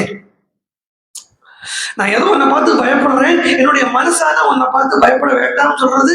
உன்னை பார்த்தா என்னுடைய மனசு ஒன்னு அடங்கிறது. நீ ராமனுடைய தூதன் தான் போல இருக்கு. எதி ராமஸ்ய தூதஸ்துவம், அப்படியே நீ ராமனுடைய தூதன் ஆக்கும் நானா, உனக்கு நீ க்ஷேமமா இரு. வாஸ்தவத்துல சுந்தரகாண்டத்துல ஹனுமான 4 ரீதியா பாக்குறது. ஃபர்ஸ்ட் குருவா பாக்குறது, இன்னொன்னு பரம சாதகனாக பாக்குறது, இன்னொன்னு ராம தூதனா ஒரு தூதன் அப்படிங்கிற முறையில பாக்குறது, ஒரு சாதாரண கபிங்கிற முறையில பாக்குறது. சாதாரண கபிங்கிற முறையில பாக்குறது ஆயிடுத்து நிதர்சயன் ஸ்வாம் பிரகிருதியும் கபினா அதுங்க ஆயிடுத்து. இங்க ஹனுமான் வந்து சீதைக்கு குருவாகத்தான் இருக்கார். ஏன்னா வேதாந்த தேசிகரே ஒரு ஸ்லோகம் சுந்தரகாண்டத்தை பத்தி சுந்தரமா பண்ணிருக்காரு. இது தத்துவங்கள் எல்லாம் நம்ம தான் புதுசா சொல்றோம்னு நினைச்சுக்காதேங்கோ. எல்லாம் ஆழ்வார் சொல்லுவார், பேசிற்றேர் பேசலால் எல்லாம் இன்னைக்கு வந்தது இல்லை, இதெல்லாம் இருந்துட்டேதான் இருக்கு. தேசிகரன் சொல்றார் சுந்தரகாண்டத்தை பத்தி. ராட்சசன் ராவணன் இருக்கானே, தர்ப்பம் அந்த கர்வமே வடிவான அந்த ராட்சசன் இருக்கானே, அவன் வந்து 10 இந்திரியங்களும் இந்த அதனுடைய ஆதாரமான அந்த மனசும். விபீஷணன் பரம சாத்விகன்,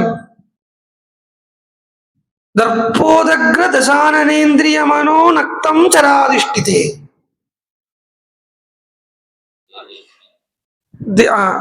பூர்ணமா ஞாபகம் இல்லை, அது கடைசியில ஹனுமத் சமேன குருனா அப்படின்னு வரும். ஹனுமான்கிற அந்த குரு, அந்த ஹனுமான்கிற அந்த குருவால லங்கைங்கிற அந்த லிங்க சீரம் தகனமாகப்பட்டது. அப்படி இருக்கு. அப்போ ஹனுமான் இப்ப குருவா பார்த்தனா, சீதை குருவாக இருக்கக்கூடிய ஹனுமானுக்கு ஆசீர்வாதம் பண்றாளேன்னா பண்றா, பல்லாண்டு பாடுறா, க்ஷேமமா இருக்கணும்ங்கிறா. இது பண்ணலாமா, குருவுக்கு போய் நம்ம ஆசீர்வாதம் பண்ணலாமா அப்படின்னா உபநிஷத்து இதைத்தான் காட்டுறது. சன்னோ மித்ரம் வருணஹ சகனாவது சகனோ புனக்து. எல்லாம் குருவும் சிஷ்யனுமா சேர்ந்து சிஷ்யனே பிரார்த்தனை பண்றான், குருவும் க்ஷேமமா இருக்கணும், நான் க்ஷேமமா இருக்கணும். குருவுக்கு மித்ரன் வருணன் எல்லாம் அனுகிரகம் பண்ணட்டும், எனக்கும் அதே மித்ரா வருணர்கள் அனுகிரகம் பண்ணட்டும் இப்படின்னு உபனிஷத்தே பிரார்த்தனை பண்றது. சீதை இங்க ஹனுமானுக்கு அனுகிரகமாகவும் பண்றா. பத்ரமஸ்துதே சித்தம் ஹரசி மே சௌமிய நதி கூலே யதாரயः அஹோ ஸ்வப்னஸ்ய சுகதா யாஹமேவ சிராஹ்ருதா பிரேஷிதம் நாம பஷ்யாமி ராகவேண மனோகசம். இது உண்மையா? நான் பார்க்கிறேனா? ராமனால அனுப்பிவிட்டு ஒரு வானரை நான் பார்க்கிறேனா அப்படின்னு தனக்கே இது நம்பாமல் இல்லை, அந்த நம்பிக்கை இருக்கு. ராமதூதனை பார்த்துட்டேன் அப்படிங்கிறது இருக்கு. அந்த ஆனந்தத்தை she is out of words to express her ecstasy. Sita தன்னுடைய ஆனந்தத்தை எப்படி வெளில காட்டுறதுங்கிறத தெரியாம தவிக்கிறா. வார்த்தை கிடைக்காம இருக்கிறதே சீதை ஹனுமான்கிட்ட கேட்கிறா, எனக்கு என்ன பேசணும் தெரியல, நீயே பேசியிருந்தா. எனக்கு ஒன்ன பார்த்தா என்ன பேசணும் தெரிய மாட்டேங்கிறது, நீயே பேசு. நீயே பேசுனா ஹனுமான் என்ன சொல்ல போறார்? ராமனுடைய குணங்களை சொல்றார். ராமனுடைய குணங்களையா சொல்லி, அம்மா கவலையே படாதே, ஸ்தானக்ரோதன் ராமன். ரொம்ப ரொம்ப முக்கியமான ஒரு வார்த்தை இந்த இடத்துல. என்ன சீதை கேட்டுக்கிற அப்புறமா ராமனுக்கு என்ன ராவணன் கூப்பிட்டு போயிட்டாங்கிறதுல பரிவே இல்லையா, கோபமே வரலையா? இப்படின்னு கேட்டுக்கிறத ஹனுமான் சொல்றார். ஏன் கோபம் இல்லாம இருக்கும்? ஸ்தானக்ரோதா, கோபம் அவர் பக்கத்துல உட்கார்ந்துட்டு இருக்கு. அவர் எப்ப கூப்பிட போறார் அப்படின்னு பார்த்துட்டு இருக்கு. ராமனுக்கு கோபம் வராது. ராமன் கோபத்தை வருத்திக்கணும். கோபம் வந்ததுன்னு அது ராமன் இல்லை. அப்ப இந்திரியத்துக்கு கட்டுப்பட்டவன் ஆயிடும். கோபத்தை ராமன் வருத்தி பெறுமா? ஸ்தானக்ரோதா பிரகர்த்தாச்ச, பிரகர்த்தாச்ச, கண்டிப்பா கவலைப்படாதே சொல்லி, அச்சிராது ராவணம் சங்கியே யோ வதிஷ்யதி வீரியவான். அந்த ராமன் எந்த ராமனால எவனால ராவணன் இல்லாம ஆக போறானோ அவனால அனுப்பிச்சு வந்த தூதன் நான். ராமனுடைய சகா எனக்கார் சுக்ரீவன் எல்லாம் சொல்லி, நான் சுக்ரீவனுக்கு மந்திரியாகவும் இருக்கேன், ராமனுக்கு தூதனாகவும் இருக்கேன். சுக்ரீவனுக்கு மந்திரிங்கிறது டெம்பரரி போஸ்ட், ராமதூதன்கிறது எனக்கு பர்மனன்ட் போஸ்ட் சொல்லி கிட்டத்தட்ட முடிச்சாரு. உடனே சீதை திருப்பி கேட்டா சொல்லி நடிக்கிறதுன்னு சொன்னா, வான்றாளுக்கும் மனுஷாளுக்கும் வான்றாளுக்கும் எப்படி சக்கியம் உண்டாகிறது அப்படின்னு கேட்கிறா. நீ ராமனுடைய தூதன்னா ராமனுடைய அங்க பிரத்யங்கங்கள் எல்லாம் சொல்லேன் அப்படிங்கிற சீதை. இஞ்சா வர்ணனை பண்றார் ஹனுமான். இன்னைக்கு சொல்றதுக்கு அவகாசம் கிடைக்கலை. பார்த்து வச்சிருக்கார் ஹனுமான் ராமனை. எப்படி பார்த்து வச்சிருக்காரு தெரியுமா? இந்த செராக்ஸ் மிஷின் இருக்கே, அதால கூட இப்படி காப்பி பண்ண முடியாது, அப்படி ஹிருதயத்துல பதிச்சு வச்சுட்டு இருக்கார். சீதை கேட்கறது ராமனையும் லக்ஷ்மணனையும் பத்தி சொல்லுன்னு கேட்கலாம். சீதை ஹனுமான் புத்திசாலின்னா சீதை அதை விட புத்திசாலி தெரியுமோ? என்ன தெரியுமா? இது சப்போஸ் இங்கேயும் அந்த டவுட் விட்டது இல்லைன்னு வேணும்னா வச்சுக்கோ. இப்ப ராவணன் தான் ராவணன் விட்டு ஆள்காரோ யாராவது போற வச்சுக்கோங்களேன், அதுகள் இந்த சொன்னதை கூட முழுசா செய்துட்டு வராது. சொன்னதை செய்துட்டு வரப்பட்டவனுக்கு கிருதகிருத்தியன்னு பேரு. சொன்னதை முழுசா பண்ணிட்டு வராதுகள். யுத்தகண்டத்துல இதெல்லாம் பார்க்கலாம். சுகசாரணால் தூதுக்கு போறான், தூதுக்கு போயிட்டு அவளுக்கு தெரியாமைக்கு பார்த்துட்டு வாங்கன்னு சொல்லி விடுறான் ராவணன். கரெக்டா போய் மாட்டின்டா, அடி வாங்கிண்டா. இப்ப என்ன வேணும் கேட்டார். இல்ல இப்படி எண்ணம் எடுத்துட்டு வர சொல்றாருன்னா, சரி அதான் பார்த்துக்கோ, அதுக்கு என்ன அப்படின்னு ஒரு வாட்டி பார்த்தாச்சு, ராவணன் கிட்ட போய் சொல்லியாச்சு. அப்போ அவ கரெக்டா ராவணன் சொன்ன வேலையை பண்ணினான்னு வச்சுக்கோங்களேன். திருப்பி ராவணன் இந்த சைன்யம் என்னது இவா யாரு கேட்க மாட்டான். ஆனா யுத்தம் ஆரம்பிக்கிறதுக்கு முன்னாடி ஒரு 3 வாட்டி ராவணன் கேட்டுட்டே இருக்கான். அவ வேலையை கரெக்டா பண்ணிருந்தா ராவணனுக்கு இந்த தொல்லையை உண்டோ? திருப்பி கேட்கணுமோ? புரியுறதா உங்களுக்கு? வேலைக்கார அசிஸ்டன்ஸ் வேலையை கரெக்டா பண்ணா நமக்கு அந்த வேலைக்கு நம்ம டென்ஷன் இல்லாம இருக்கலாம். இது வேலைக்காரன் அனுப்பி அவன் வேலையை கரெக்டா பண்றான்னு பாக்குறதுக்கு ஒருத்தர் அனுப்பி, அதுவும் வராது, இவா 2 பேரும் வேலையை கரெக்டா பண்றாலும் நானே தனக்கே போகணும்னா என்ன கதி கெடுது? சோ சீதையை ரொம்ப புத்திசாலி. இப்ப ராவணன் அனுப்பிச்சு யாராக்கும் இல்லை, ராமனை போய் பார்த்துட்டு சீதைட்டு இது மாதிரிலாம் சொல்லு அப்படின்னு சொல்ற மாதிரி இங்க நடக்கிறதுன்னு உண்டானா, அவன் கண்டிப்பா ராமனை பூர்ணமா கூட பார்த்திருக்க மாட்டான், லக்ஷ்மணனை கண்டிருக்கவே இருந்திருக்க மாட்டான். சீதை ஹனுமான் கேட்கறத விசிரமா கேட்கறா, ராமனையும் லக்ஷ்மணனையும் பத்தி சொல்லுன்னு கேட்கறா. இதுல இருந்து என்ன அர்த்தம் ஆகுதுன்னா, நீ ராம லக்ஷ்மணால நன்னா பார்த்துட்டு வந்திருக்கப்பட்டவன் தானா நான் தெரிஞ்சுக்கிட்டோம் அப்படின்னு ஒரு அர்த்தம். ஹனுமான் இந்த மாதிரி எல்லாம் குதர்க்கமா யோசிக்கவே இல்லை. ஹனுமான் அப்படியே அதற்கு எடுத்துட்டார்.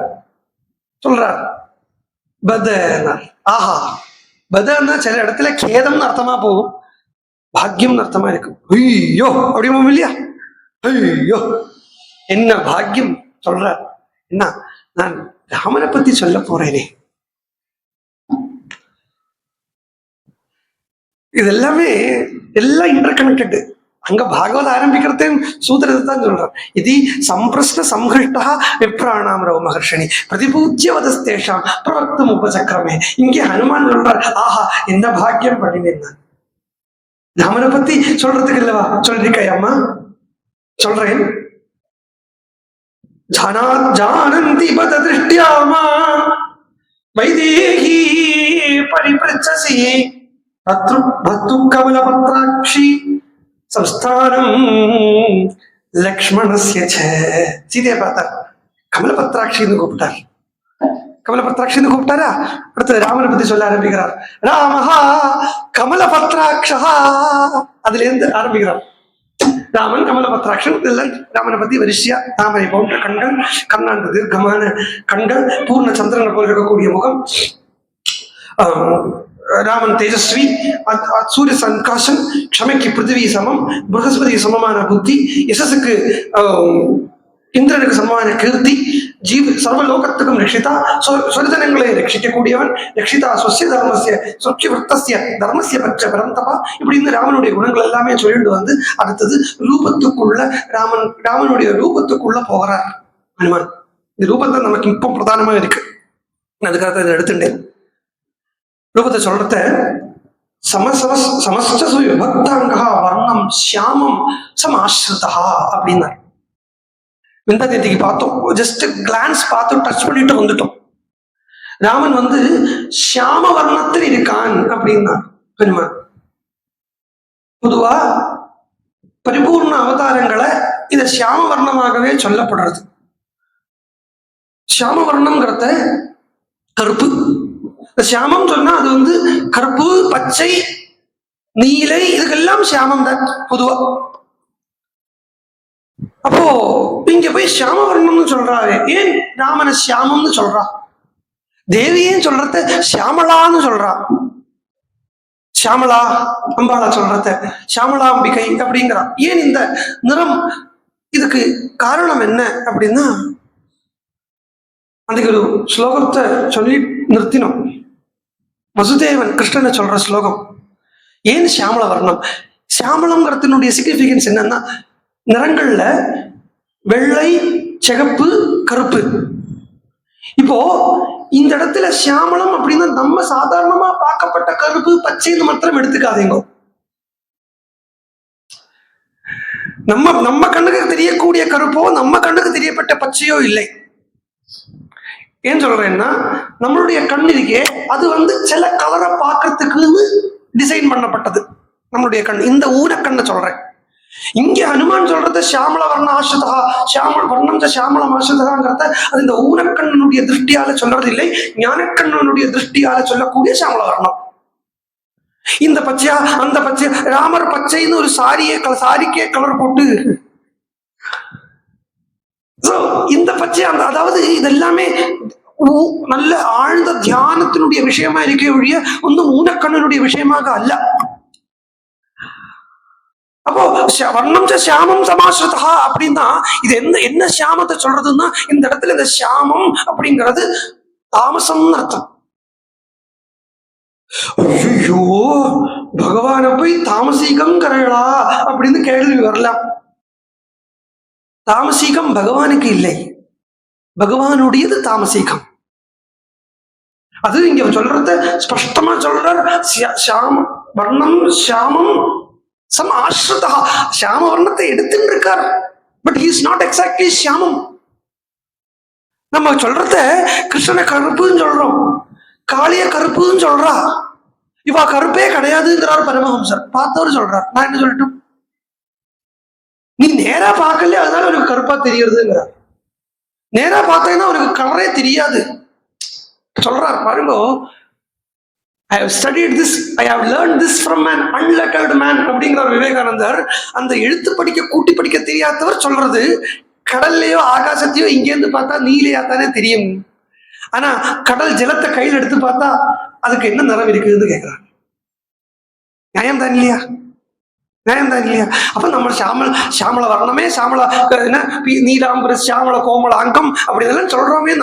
ஏன் சொல்றோம்னா இந்த தாமசிகத்துக்காக தான் சொல்றோம். தாமசிகங்கிறது இது கெட்ட தாமசிகம் எடுத்துக்காதீங்க. இந்த தாமசிகம்ங்கிறது உபாசனார்த்தம் பகவான் தரிச்சுட்டு இருக்கக்கூடிய வபுஸ்.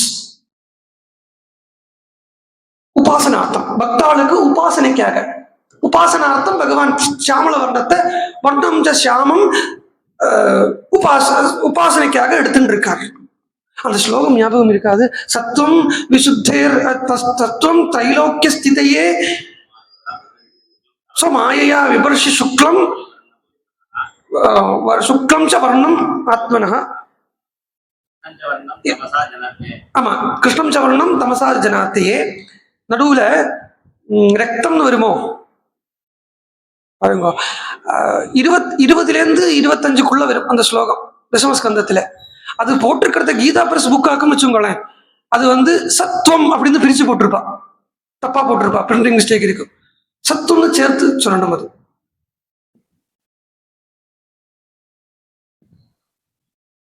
அப்போ அதுல பார்த்தாங்கன்னா சத்துவ வசுதேவர் சொல்றது கேட்டலா, சத்துவம்னு சொல்றத இதுவே கபிலோபதேசத்துல, அதாவது சாத்விகம் ராஜசிகம் தாமசிகம்னு 3 குணங்கள் இருக்கு இல்லையா? இந்த 3 குணத்தையுமே நிறமாக இன்னும் சொல்ல போனா குணம்ங்கிறதுக்கே கலர்னு ஒரு அர்த்தம் இருக்கு. அப்போ இந்த சத்துவ குணம் ரஜோ குணம் தமோ குணம் அப்படிங்கிறத சாஸ்திரம் விவரிக்கிறதுக்கு புரிய வைக்கிறதுக்காக விபர்ஷி கலு வர்ணமாத்மனா சக்காய ரக்தம் தேசசோப பிரமிதம். அது வச்சுங்கோ. அப்பப்போ ஒரு விஷயம் தேவைப்படும். அப்படித்தானே இருக்கு, சத்துவம் தானே பிரிச்சு போட்டிருக்கா இல்லையா? அது சத்துவம்னு சேர்த்துக்கணும். அது அப்போ சாஸ்திரம் நமக்கு புரிய வைக்கிறதுக்காக, இந்த குணத்தினுடைய சுபாவத்தை புரிய வைக்கிறதுக்காக, எல்லாருக்குமே புரியும் தான் உங்களுக்கு. இது பெரிய இந்த கம்பசூத்திரம் எல்லாம் ஒன்றும் இல்லை, ஈஸியான விஷயம்தான். சத்துவம் ரஜசு தமசுன்னு 3 குணங்கள் இருக்கு. இது சுபாவ ரீதியா பார்த்தேன்னா நான் அடிக்கடி சொல்றது தமோ குணங்கிறது தூக்கம்னு சொல்லுவேன், ரஜோ குணங்கிறது இப்படி சும்மா அங்க இங்க நடக்கிறது ரெஸ்ட்லெஸ்னஸ் அப்படின்பேன். இது சத்துவம் அப்படின்னா தேவையான இருக்கிறது அப்படின்னு சொல்லுவேன். இது ஆக்டிவிட்டி, பிசிக்கலி ஆக்டிவிட்டி ரீதியில வரத்த. இது சூக்ஷ்மமா இது எப்படி இருக்கு, சர்டில இந்த சத்துவ சமசனுடைய ஃபார்ம் எப்படி இருக்கு அப்படின்னு பார்த்தா இது பகவானே இதை காண்பிச்சு தரார். இது எல்லாமே மாயையினுடைய சம்பந்தத்தால மாயையா அப்படின்னு கூட அந்த இடத்துல ஸ்லோகத்துல வருது. சத்துவம் தைலோக்கிய ஸ்திதையே ஸ்வமாயையா விபர்ஷி அப்படின்னு சொல்றார். தன்னுடைய மாயையினால இந்த 3 குணங்களை எடுத்துக்கிறார் பகவான் அப்படின்னு சொல்றத, அங்க நிறம் சொல்றத சத்துவங்கிறதுக்கு சுக்லம் சொல்றார், ரஜோகுணம் அப்படின்னு சொல்றதுக்கு சிகப்பு சொல்றார், ரஜோகுணத்துக்கு சிகப்பு நிறம் சொல்றா, தமோ குணத்துக்கு கருப்பு நிறம் சொல்றது. இதே விஷயத்தை ஸ்வேதாஸ்வதர உபனிஷத்துக்குள்ள இதே விஷயம் வரப்படுறது. அஜாமேகாம் லோகித சுக்ல கிருஷ்ணாம் பர்வீம் பிரஜாம் ஜனயந்தீம் ஸ்வரூபாஹ அப்படின்னு ஒரு மந்திரம் வருது. அந்த இடத்துல அஜாம் ஏகாம் அப்படின்னு ஆரம்பிக்கிறது. இந்த அஜாம் ஏகாம் ஒருவள், ஒரு அஜாம், அஜாம்ங்கிறத ஆடுங்கிற அர்த்தத்தில் இல்லை, பெண் ஆடு அப்படிங்கிற அர்த்தத்தில் இல்லை. அஜாம் அப்படின்னா மாயைன்னு சொல்றது. மாயை எப்படி பிரம்மம் அஜனா இருக்கோ அதே மாதிரி மாயையுமே அஜம்தான், மாயையுமே அஜம்தான். இந்த மாய அஜமா இருக்கக்கூடிய மாயை முதல்ல சிருஷ்டி பண்றதுக்கு முன்னாடி அஜமா இருக்கு, அதுக்கப்புறம் தான் சிருஷ்டி பண்றதுன்னு வரத்த இந்த 3 விஷயத்தை எடுத்துக்கிறது. அப்ப என்னமா 3 சிருஷ்டி பண்றது அப்படின்னு கேட்டேன்னா லோகித சுக்ல கிருஷ்ணாம் அப்படின்னு வாக்கியம், வேத வாக்கியம். லோகிதம் தான் சிகப்பு, புரிஞ்சுங்கோ. நான் 3ஐயும் கனெக்ட் பண்ணி தரேன் உங்களுக்கு. இப்ப 2 சொல்லியிருக்கேன், 3வது 1 கூட கனெக்ட் பண்றேன். லோகிதம்னு சொன்னா சிகப்பு, சுக்லம்னு சொன்னா வெளுப்பு, கிருஷ்ணாம் அப்படின்னு சொன்னா கருப்பு. இது ஆச்சா? இது வச்சு இது கையில வச்சுங்கோ. அப்போ அஜாம் என்ன சிருஷ்டி பண்றா, எதை சிருஷ்டி பண்றா? ஆனா அதுல அஜன் தனியா இருக்கான், அஜோஹி ஜீவா. அஜன் ஜீவன் தனியா இருக்கான், இந்த மாயா சம்பந்தத்துல இல்லாம இருக்கான். ஆனா மாயா சம்பந்தத்துல தான் இருக்கேன் அப்படிங்கிற எண்ணத்துல தானும் இந்த மாயைக்குள்ள அகப்பட்டு போய்விடுறான் அப்படின்னு சொல்றத சாமவர்ணம் ஏன் எடுத்துட்டு இருக்காருங்கிறதுக்கு தான் நான் எவ்வளவு வரேன். ஆரம்பத்துல கிருதயுகம் அப்படிங்கிற அந்த கிருதயுகத்துல பகவான் என்ன நிறத்தில் இருக்கார் அப்படின்னு பார்த்தானா, இப்ப குஷ்டத்தை முன்னாடி சொன்னேனே கபிலாவதாரம் சொன்னேனே, அந்த கபிலாவதாரத்துல கிருதே சுக்லதரோஹரிஹி அப்படின்னு சொல்றது அப்படித்தானே? கிருதயுகத்துல சுக்ல வர்ணத்தில் இருக்கான் பகவான். அப்ப பகவான் அங்க வர்ணிக்கிறத கூட சுகர் வந்து ரொம்ப கவனமா தான் வர்ணிக்கிறார் கிருதயுகம் அப்படிங்கிறத. எப்படின்னா வெள்ள தாமரை போட்டு இருக்கார், வெள்ள தாமரையை கையில வச்சுட்டு இருக்கார், வெள்ள வஸ்திரம் போட்டு இருக்கார், இப்படித்தான் சொல்லிட்டே சொல்றார். அந்த இடத்துல பகவானுக்கு சுக்லன்னே பெயர் சொல்லப்படுறது.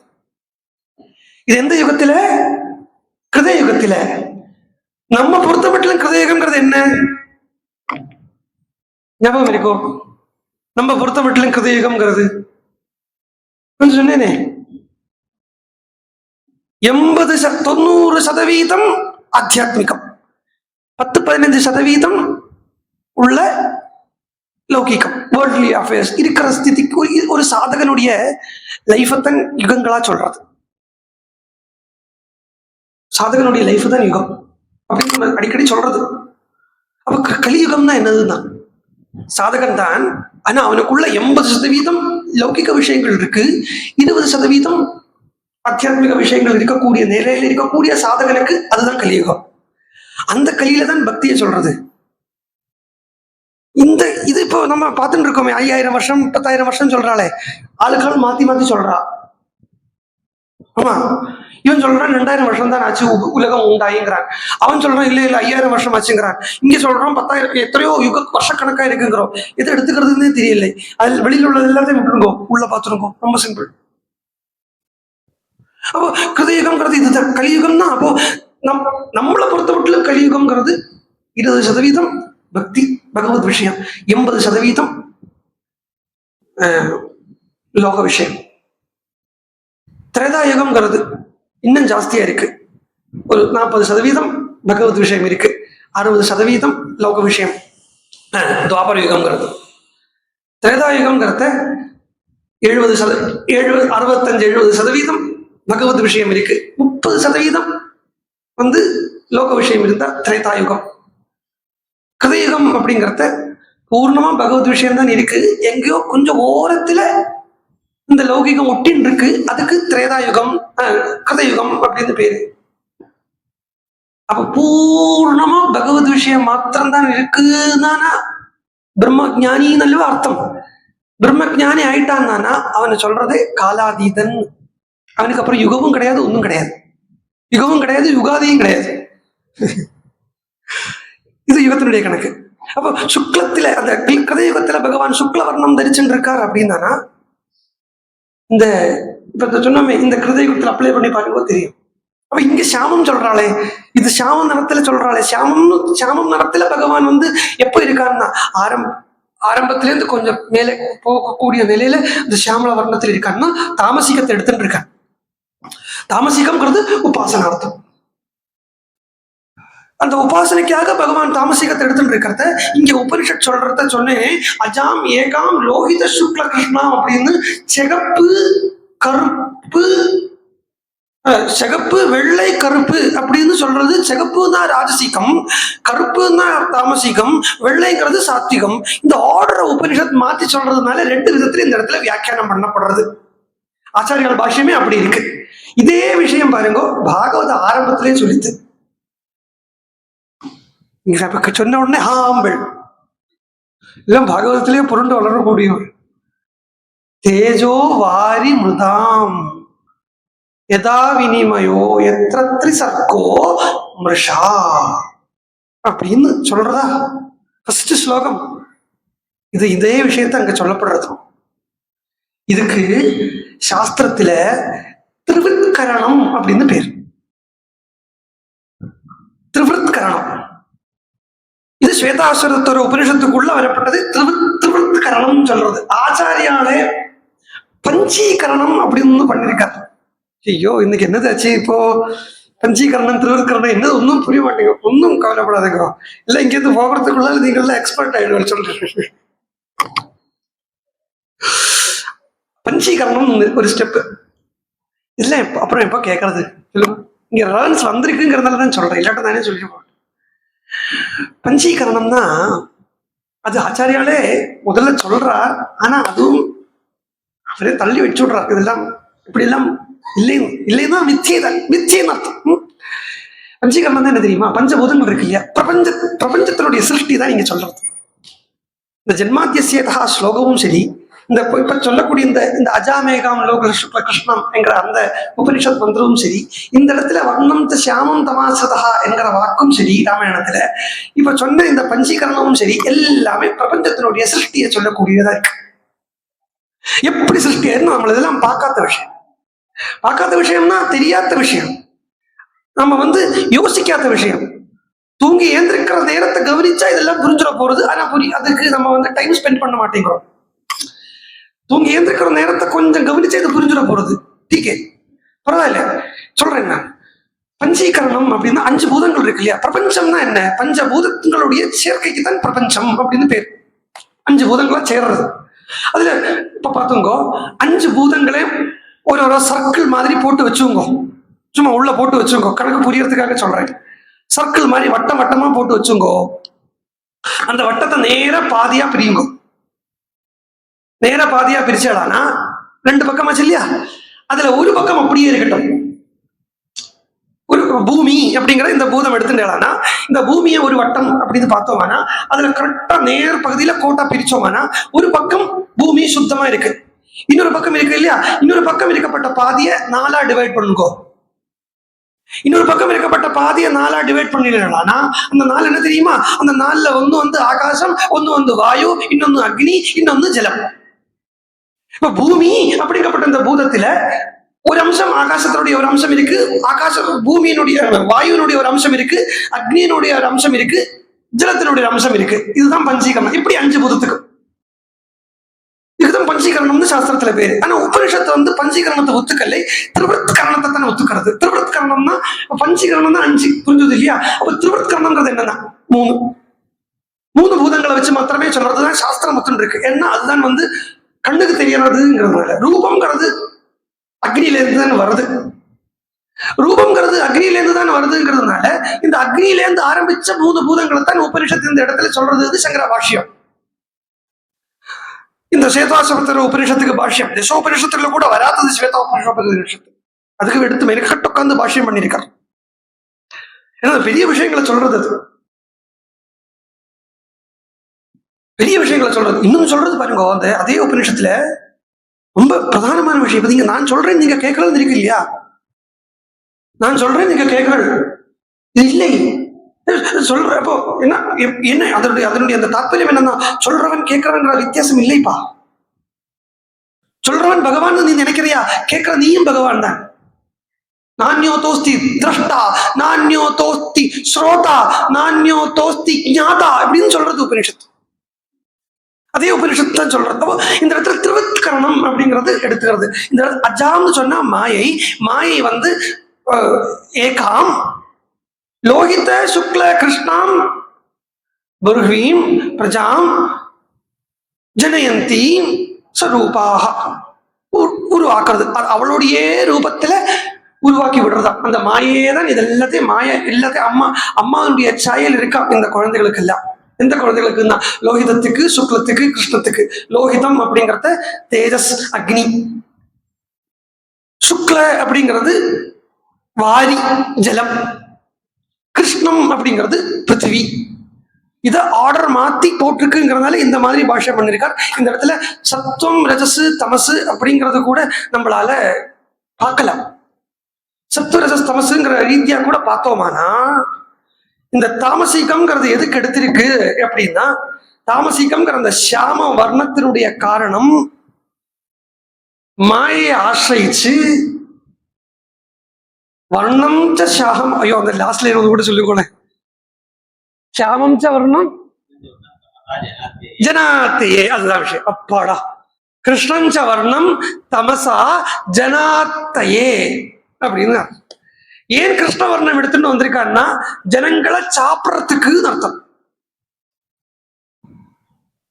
ஜனங்களை சாப்பிடுறதுன்னா இப்ப நேரத்தை சொன்ன மாதிரி ஃப்ரை பண்ணி சாப்பிடுறது இல்லை, ஜனங்களை உள்ள இழுத்துன்றது. ஜனம்ங்கிறதுக்கு ஜனத்தினுடைய எக்ஸிஸ்டன்ஸுக்கு காரணம் என்னவோ அந்த எக்ஸிஸ்டன்ஸை சாப்பிட்டுடுறது. ஜனங்களோட இப்ப நம்மளுடைய எக்ஸிஸ்டன்ஸுக்கு என்ன காரணம்னா அகங்காரம் தான் காரணம், ஈகோ தான் காரணம். அந்த ஈகோங்கப்பட்ட அந்த ரிலேட்டிவ் எக்ஸிஸ்டன்ஸ் அப்படியே அத்தையே முழுங்கிடுறதுக்கு. இதுக்குதான் பகவான் இது சம்ஹார ரூபத்தில் இருக்கிறத தாமசிக நிறத்தில் இருக்கான் அப்படின்னு சொல்றதுன்னா இந்த உபாசனைய உள்ள கொடுத்து கொடுத்து கொடுத்து கொடுத்து அந்த உபாசகன் உபாசனா மாறிடுறது. இப்ப நம்ம உபாசனை பண்ணி பண்ணி பண்ணி பண்ணி பேசிக்கா சொல்றேன் பாருங்க, சும்மா புரியற மாதிரி சொல்றேன். ஏன்னா இவ்வளவு நேரம் புரியாத மாதிரி சொல்லியாச்சு இல்லையா, இனி புரியுற மாதிரி சொல்றேன். புரியற மாதிரி சொல்றத உபாசனை பண்ணப்பட்டு பாருங்க, ஒரு கிருஷ்ண உபாசகனோ ராம உபாசகனோ அம்பாள் உபாசகனோ யாரோ எந்த தேவதை உபாசனை பண்றானோ அந்த தேவதை உபாசனை பண்ண பண்ண பண்ண பண்ண பண்ண அவனுடைய நடவடிக்கை கூட கவனிச்சு பார்த்தேன்னா அந்த தேவதா மயமா இருக்கும். கொஞ்சமாவது வந்திருக்கு, ஒட்டாம இருக்காது. இது இன்னும் கொச்சையா சொல்லணுமானா ஹீரோ வர்ஷிப் பண்ணப்பட்டவளை பார்த்தா தெரியும். அந்த ஃபேன், ரஜினி ஃபேன் இருக்காயா, தீவிர ரஜினி ரசிகன்னா முடிய வளர்த்துவன், இப்படி பண்ணுவேன், எடுறா வண்டி அப்படின்பா, இப்படி அந்த நடவுடை பாவனைகள் அவனுக்குள்ள வந்துடுறது. அதே மாதிரி ஈஸ்வர விஷயத்துல இதுதான். எதுக்கு பகவானே நினைச்சுட்டு இருக்கணும்னு சொல்றோம்னா ஈஸ்வரனாகவே மாறுறதுக்கு தான். இது ராமாயணத்துல தான் காட்டிய தந்த மாரீசன். இந்த மாரீசன் கள்ளத்தனமா பொய்யாக ராம சப்தத்துல கூப்பிடல, ராமான்னு கூப்பிடலை. அவன் ராமனையே நினைச்சு நினைச்சு நினைச்சு நினைச்சு அந்த சப்தம் உட்பட ராம சப்தமாவே வந்துடுத்து. அவனுக்கு ராமனுடைய குரலே வந்துடுத்து. ஏன்னா ராமன் முன்னாடி ஒருத்தனால ஆக்ட் பண்ண முடியாது பொய்யா. ராமன் முன்னாடி இருக்க பின்னாடி தொடர்ச்சிட்டு வந்து இருக்கிறத ஒருத்தனால ஆக்ட் பண்ண முடியுமா? அப்ப அவனுக்கு இது ராமாங்கிறது குரல் அவனுக்கு வந்துடுத்து. அப்போ இங்க சாமம்னு சொன்னார். அதாச்சா நெக்ஸ்ட் சொல்றார் கிஷ்குஹு அப்படிங்கிறார். ராமனுடைய உயரத்தை சொல்றார். எல்லாம் ஓரோன்னா பார்க்க முடிய மாட்டேங்கிறது. சிலது எடுத்துக்கிறேன், நமக்கு தேவையானது எடுத்துக்கிறேன். சதுர்கிஷ்குஹு அப்படிங்கிறார். ஹைட்டை சொல்றார், ராமனுடைய ஹைட்டு. இந்த கிஷ்குக்கு ஏன் இவ்வளவு பிராதானியம் இருக்குங்கிறது கொஞ்ச நேரத்திலே தெரிஞ்சிடும் நமக்கு. கிஷ்கு அப்படிங்கிறதே நம்ம கிஷ்கிந்தா கண்டத்திலே பார்த்தோம். ஒரு கிஷ்குனுடைய அது ஒரு அளவு, அந்த காலத்தில் உண்டான அளவு. கிஷ்குன்னா 2 ஹஸ்தத்துக்கு கிஷ்குன்னு பேருன்னு சொன்னோம் அன்னைக்கு. 2 ஹஸ்தத்துக்கு கிஷ்குன்னு பேரு. இப்போ 1 சென்டிமீட்டர்ங்கிறது 100 மில்லிமீட்டரா, 1000 மில்லிமீட்டரா, 10 மில்லிமீட்டரா?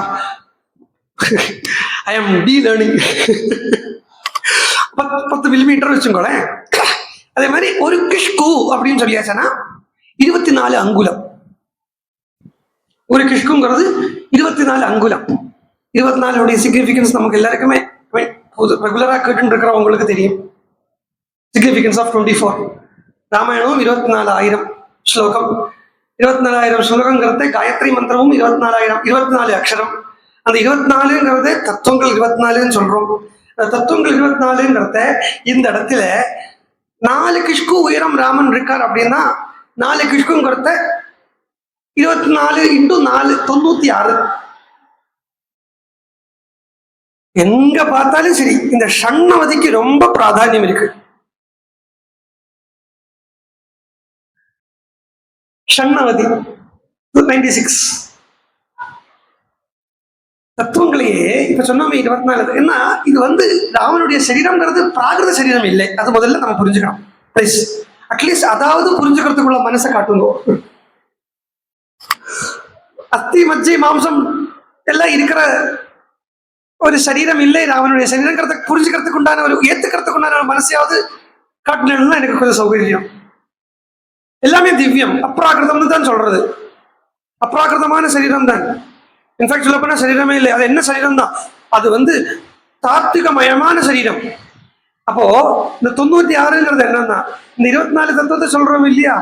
பகவானே பாகவதத்துல கேட்கறதா, கிளியரா கேட்கறதா? பகவானே பாகவதத்துல உத்தவன் கிட்ட சொல்றத சிலவா 17ங்கிறா, சிலவா 36ங்கிறா, சிலவா 36ங்கிறா, சிலவா 24ங்கிறா. கேட்கிறார் பகவான் உத்தவன் கிட்ட, விதுஷாம் கிம் அசோபனம். ஒரு தத்துவத்தை தெரிஞ்சு அந்த 25வது தத்துவமா இருக்கக்கூடிய அந்த பரமாத்மா தத்துவத்தை தெரிஞ்சிட்டவனுக்கு எது அசோபனம்? விதுஷாம், வித்வான் தெரிஞ்சவனவனுக்கு அர்த்தம். தார்க்கிகனுக்கு இல்லை, இப்ப தர்க்கசாஸ்திரம் பார்த்தீங்கன்னா இந்த பூரா பிரபஞ்சத்தையே 7 உள்ள அடக்கிடுறது தர்க்கசாஸ்திரம். தர்க்கசாஸ்திரம் இருக்கே, தர்க்கம் ஒரு சாஸ்திரம், லாஜிக் சயின்ஸ் அப்படின்னு சொல்லுவா. அதுல இந்த பூரா பிரபஞ்சத்தையும் பார்த்தாங்கன்னா 7 என்ற சங்கைக்குள்ள அடக்கிடுறது. திரவிய குண கர்ம சாமானிய விசேஷ சமவாய அபாவா அப்படின்னு 7க்குள்ள அடக்கிடுறது இந்த பூரா பிரபஞ்சத்தையும். அப்போ இப்ப நம்ம பூரா பிரபஞ்சம் சாங்கிய யோகத்துல சொல்றது 24 அடக்கிறது நம்ம சொல்லிட்டு இருக்கோம். ஆனா அது 24 இன்னும் எக்ஸ்பேண்ட் பண்ணினானா அது 96 போயிடுறது. இந்த சப்த தாதுக்கள் அது இதெல்லாம் வச்சு அது 96 சொல்றது. இந்த 96க்கும் மேல கடந்திருக்கக்கூடியவன்கிறதுனாலே சதுஷ்கிஷ்கு அந்த ரூபத்துல இருக்கான். அவன் அப்ராகிருதமா இருக்கான், பிரகிருதி சம்பந்தத்தோடு இருக்கான். சதுஷ்கிஷ்கு மேல இஞ்சி இஞ்சா வரும் அந்த ராமனுடைய ரூப சௌந்தரியங்கள் எல்லாத்தையும். இப்ப நான் உங்களுக்கு சாஸ்திரியமா தாத்திகமா அந்த சௌந்தரியத்தை சொல்லிட்டேன். ஹனுமான் சொல்றத இப்படியும் சொல்லியிருக்கார், ரசிச்சும் சொல்லியிருக்கார். ரசனையோட சொல்லி எல்லாம் எப்படி இருக்கா எதிர்காலம் சொல்லி ஒன்னையே நினைச்சுட்டு இருக்காரம்மா. புசரவண கேரி இருக்கார் சொல்லி அந்த எப்படி இவா சந்திச்சுண்டா அப்படிங்கிறதையும் ஹனுமான் எக்ஸ்பிளைன் பண்ணி அந்த மோதிரம் ஆகாசத்திலேருந்து நீ போட்டையே அதெல்லாம் விழுந்தது. அது விழுந்த உடனே எங்களுக்கு இதில் கிடைச்சது. ஒரு பண்ணிட்டு அப்புறம் இதெல்லாம் கேட்டு Sita she got convinced that Hanuman is ராமதூதா. கன்வின்ஸ் ஆயிட்டா இல்லையா? இப்ப கீழே இறங்கி வராரு. ஹனுமந்தம் கபிம் வியக்தம் மன்யதே நான்யதேதி ச நான்யதேதி சா. ஹனுமான் கபி அப்படிங்கிறத நன்னா திருடமா தெரிஞ்சுண்டா. வேற யாரும் இல்லை, நான் அந்நியது நேகநாஸ்தி கிஞ்சன ஏகமேவ அத்விதீயம். அந்த ஏகமா இருக்கப்பட்ட அந்த அந்த வஸ்துதான், ஒரே வஸ்துதான். அந்த வஸ்துதான் கபியாகவும் வந்திருக்கு, இந்திரியம் வந்திருக்கு. அதுதான் கபிசப்தம். கபிசப்தத்தை நம்ம பார்த்துட்டோம். கபி காங்கிறது கடப்பையாதியில 1, பாங்கிறதும் கடப்பையாதியில 1, கபிங்கிறத 11 என்கிறதே ஏகாதச ருத்ரர்கள். ஆக்சுவலா நீங்க எண்ணி பாருங்க, இந்த பக்கம் கிளம்பி வந்த வானரர்களுடைய நம்பரும் 11 தான் இருக்கு. பெரிய சயின்ஸ் வச்சிருக்காரு வால்மீகி இதுக்குள்ள. கிஷ்கிந்தால இருந்து கிளம்பி வந்த வானரர்களுடைய எண்ணிக்கை 11 தான் இருக்கும். பெரிய சயின்ஸ் இதெல்லாம். சோ அதுல பகவான் அப்படிங்கிற ஏகாதச ருத்ரர்கள்ல பகவான் அப்படிங்கிற அந்த ஆதித்யாத்மக ஸ்ரீ ருத்ரஹா அவரே ஹனுமானா இங்க வந்திருக்கார். சோ சீதை சொல்றா இது அந்த பகவான் தான், கவிதான், ருத்ரன் தான், அந்நியது. இதான் அத்தியாத்ம ராமாயணத்துல இதுக்கு பிரமாணம் கிடைக்கிறது. அத்தியாத்ம ராமாயணத்துல சொல்றது சிவன் ஹனுமான் ரூபம் எடுத்துட்டு வரது பார்வதி தேவி வாலா வந்தா அப்படிங்கிறார். வாலா வந்தாங்கிறார். அதனால பரமேஸ்வரனே ஆஞ்சநேயர் இங்க. மேலும் தட்சிண திசை நோக்கி வர்றது, தட்சிணத்தை பார்த்து நிற்கிறது, எல்லாம் சொல்றதே தட்சிணாமூர்த்தி தான் ஆஞ்சநேயன். அதுவும் பேசாம இருந்தார் மௌனம். ஏன் ஜெர்ப்பணம் பண்ணலேருந்து பிரத்யேகமா எடுத்து கேட்கிறாரு ஜாம்பவான். ஏன்னா அதனுடைய சுரூபமே அதுதான், பேசாம இருக்கிறது தான். சொல்லிட்டு திருப்பி கீழே பூயே மகாதேஜா ஹனுமான் பவனாத்மஜா அப்ரவீது பிரசுதம் வாக்கியம் சீதா பிரத்யேக காரணாத்து. இவ தோணும் இது இவ்வளவு நடக்க வேண்டிய தேவையில்லையே, இவ்வளவு நடக்காமைக்கு ஜஸ்ட் அந்த மோதிரத்தையே முதல்ல எடுத்து காட்டிட்டு சீதே இந்த மோதிரம் நான் தான் ராமதூதன் வந்திருக்கேன் இப்படி சொல்லியிருந்தாளானா முடிஞ்சு போறதுக்குள்ள விஷயம் தானே உண்டு. எனக்கு இன்னைக்கு ஒரு நாளைக்கு வேற ஏதாவது சொல்லியிருக்கலாம், நான் இவ்வளவு சொல்லிட்டு இருக்க வேண்டாம். இது ஏன் ஹனுமான் பண்ணலை அப்படின்னா அங்கதான் ஹனுமானுடைய இன்டெலிஜென்ஸ் இருக்கு. இங்கதான் ஹனுமானுடைய இன்டெலிஜென்ஸ் இருக்கு. கதையா சொல்றேன் முதல்ல.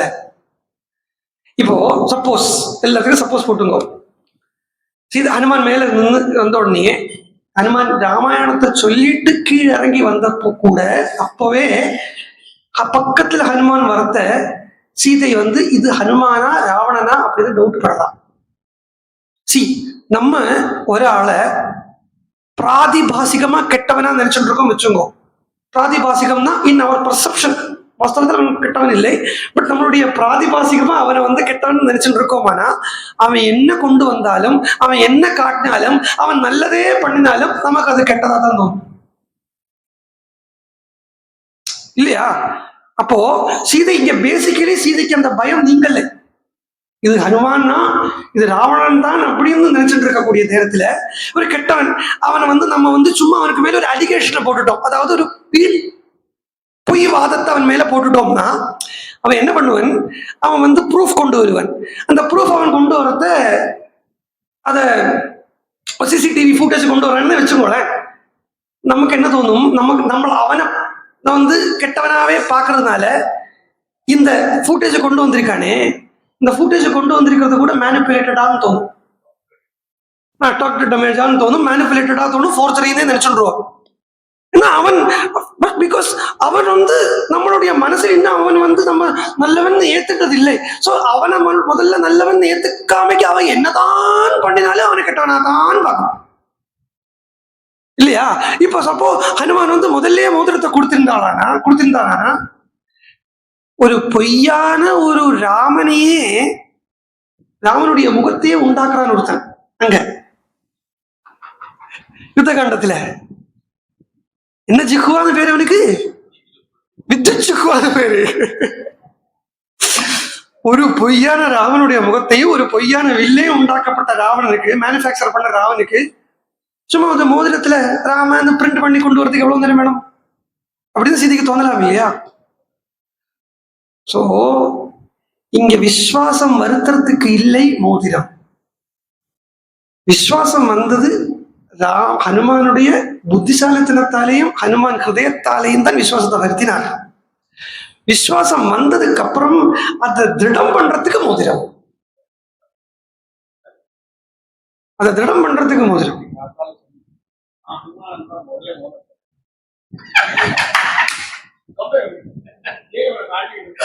அதுதான் ஹனுமானுக்கும் ஹனுமான் பக்தனுக்கும் இருக்கக்கூடிய டிஃபரன்ஸ்.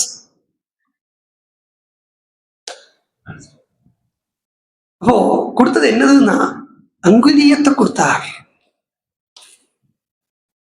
கொடுக்கிறார். ராமநாமாங்கிதம் சேதம் பஷ்ய தேவி அங்குலியகம். அங்குலியம், அங்குலியகம், அங்குலி, ஹஸ்தம், குஷ்கு எல்லாம் கனெக்டட்,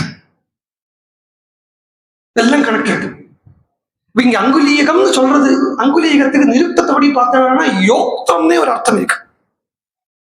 அங்குலியகம், அங்குலி என்கிற சப்தத்துக்கு நிருப்தத்துல யோக்தம், யோஜனம் அப்படிங்கிற அர்த்தமே சொல்லப்படுறது. கனெக்ட் பண்ணக்கூடியதுன்னு அர்த்தம். ஹஸ்த சம்பந்தம் உள்ளது. ஹஸ்த சம்பந்தம்னா கிஷ்கு.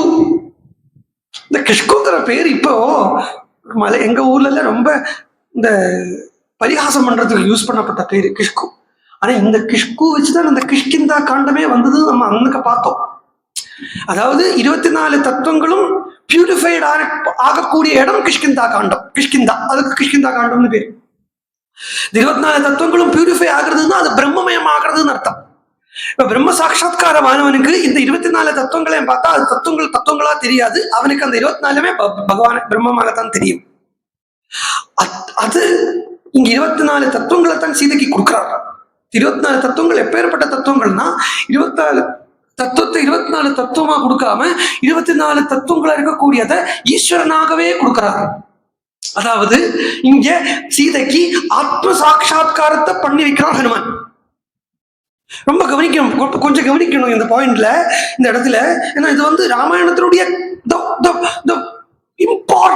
மோஸ்ட் இம்பார்ட்டன்ட் பாகம்ங்கிறது அங்குலிய பிரதானம் தான். மிந்தியும் இல்லை பிந்தியும் இல்லை. அதுவும் சொல்றேன், எல்லாத்துக்கும் மேல நடு நாயகமா உட்கார்ந்து இருக்கு அங்குலிய பிரதானம். நடுவுல இருக்கு. இப்ப ராமாயணம் 24,000 ஸ்லோகம் சொல்றோம் இல்லையா? 24,000 ஸ்லோகம் சொல்றோம் இல்லையா? அந்த உத்தரகாண்டத்தையும் சேர்த்து சொல்றேன். 24,000 ஸ்லோகம் சொல்றோம். அதுல கூட என்ன கூட்டி பார்த்தோம்னா 23 சுச்சம் தானே வருது அப்படின்னு தோணும். ஸ்லோகம் அப்படின்னு சொல்லியாச்சானா ஸ்லோகம்ங்கிறதுக்கு 32 அக்ஷரத்துக்கு தான் ஸ்லோகம்னு பேரு.